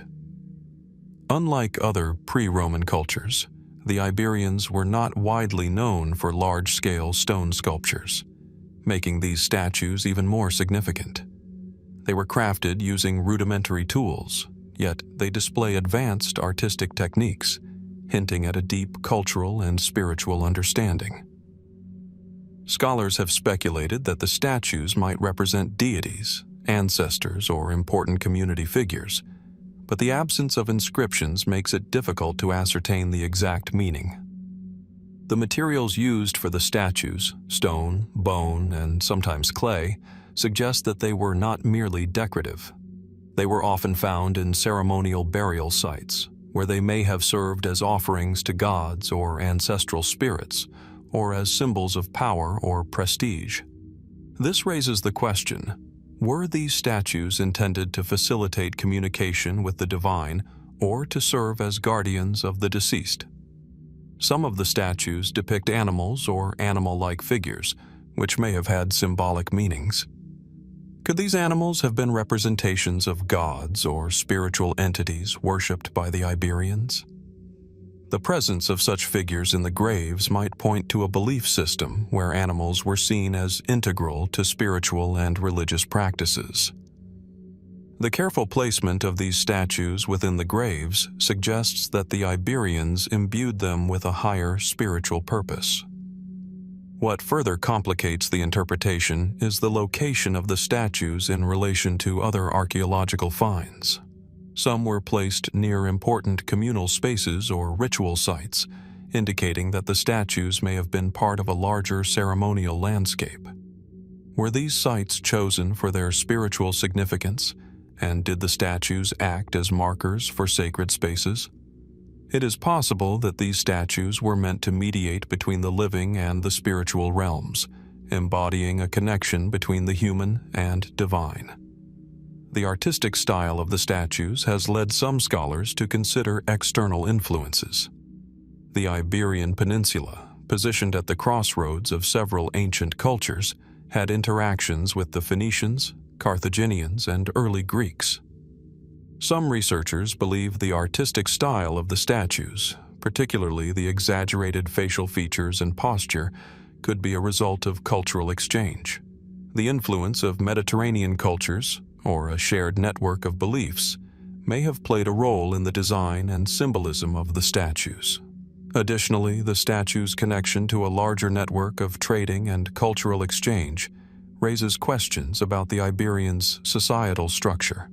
The statues may not only represent individual figures, but could also symbolize the relationships between different Iberian tribes or their interactions with external powers. The creation of such statues, especially in communal burial sites, could indicate the presence of a hierarchical social structure, where certain individuals were elevated in status through their connection to the divine or the supernatural. One of the most compelling theories is that the statues were part of early ancestor worship. The ritualistic placement of the statues in graves, along with the symbols of power and protection, suggests that the Iberians may have venerated their deceased leaders or spiritual figures. The statues' role in these rituals could have been to ensure the deceased's continued influence over the living or to honor the gods for their protection and favor. This theory aligns with common practices in other ancient cultures, where statues were used as conduits for divine energy or blessings. Despite the wealth of artifacts surrounding the statues, many questions remain. The lack of written records and the symbolic nature of the statues leave scholars with only their analysis of the figures and artifacts to piece together an understanding of Iberian beliefs. Were these statues purely ceremonial, or did they serve more practical functions, such as marking social or political power? The objects surrounding the statues, pottery, tools, and jewelry, suggest that they may have represented different aspects of daily life, while also maintaining their spiritual significance. The Iberian statues stand as silent witnesses to a culture that is still not fully understood. Their meaning, their role in Iberian society, and their connection to broader cultural practices continue to provoke debate. As new discoveries are made and more pieces of the Iberian puzzle are uncovered, the mystery of these statues may one day be resolved. For now, they remain enigmatic symbols of a long-forgotten world, offering a glimpse into the spiritual and cultural landscape of the Iberian Peninsula. Deep in the mountains of Ifugao in the Philippines, the Banaue rice terraces stretch across the landscape, a marvel of engineering and a symbol of the deep connection between the Ifugao people and their land. These ancient terraces, believed to be over 2,000 years old, offer insight into a sophisticated agricultural system that continues to support the local community. However, the origins of the terraces remain shrouded in mystery, leaving scholars with many questions about how and why such an advanced system was created with the limited resources of the time. The terraces, which cover over 10,000 square kilometers, were carved by hand using rudimentary tools, yet they remain functional today, with water flowing from higher elevations to irrigate the fields. The careful alignment of the terraces with the surrounding natural features, such as mountains and rivers, suggests that the design was not only practical, but also purposeful. The precision of the irrigation system raises the question of how the Ifugao were able to achieve such a feat with no modern machinery. While the terraces are a testament to the Ifugao people's agricultural prowess, they are also tied to spiritual and cultural practices. The Ifugao believe that the terraces were constructed with the help of gods and ancestors, and they view the land as sacred. Rituals and prayers are performed during the building and maintenance of the terraces, indicating that these structures were not just agricultural tools, but also spiritual symbols. The terraces are passed down through generations, linking the community's agricultural practices to their spiritual beliefs. The spiritual significance of the terraces remains unclear. Some researchers suggest that the terraces were designed as part of a cosmic alignment, with their positioning reflecting a connection between the heavens, the earth, and the people. The terraces' alignment with natural features such as mountains and rivers may have had astrological or spiritual significance. Were the terraces created with knowledge of the stars and celestial bodies? Some scholars believe the terraces may have been part of a larger system of sacred geography, where the land itself was seen as a living entity, and the terraces represented its physical embodiment. The water system that runs through the terraces is another impressive feat of engineering. A network of channels and aqueducts directs the flow of water to each terrace, allowing for efficient irrigation without waste. The sheer complexity of the system suggests that the Ifugao people possessed knowledge that may not have been fully understood. The irrigation system likely developed through generations of trial and error, and its precision suggests a deep understanding of hydrology. However, the possibility of external influences, such as ancient knowledge exchange between cultures, raises questions about the origins of this engineering expertise. The exact origins of the terraces remain uncertain. Some scholars suggest they may have been created as early as 1000 BC, but there are no definitive records to support this.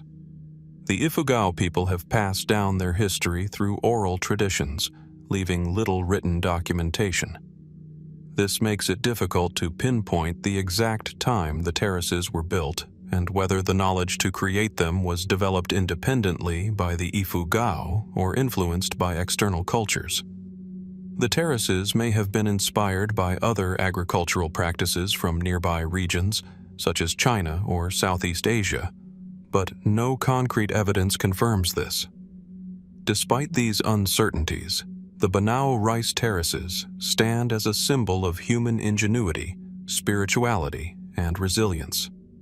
They reflect the close connection the Ifugao people have with their land, and their agricultural system continues to be a vital part of the community's identity and livelihood.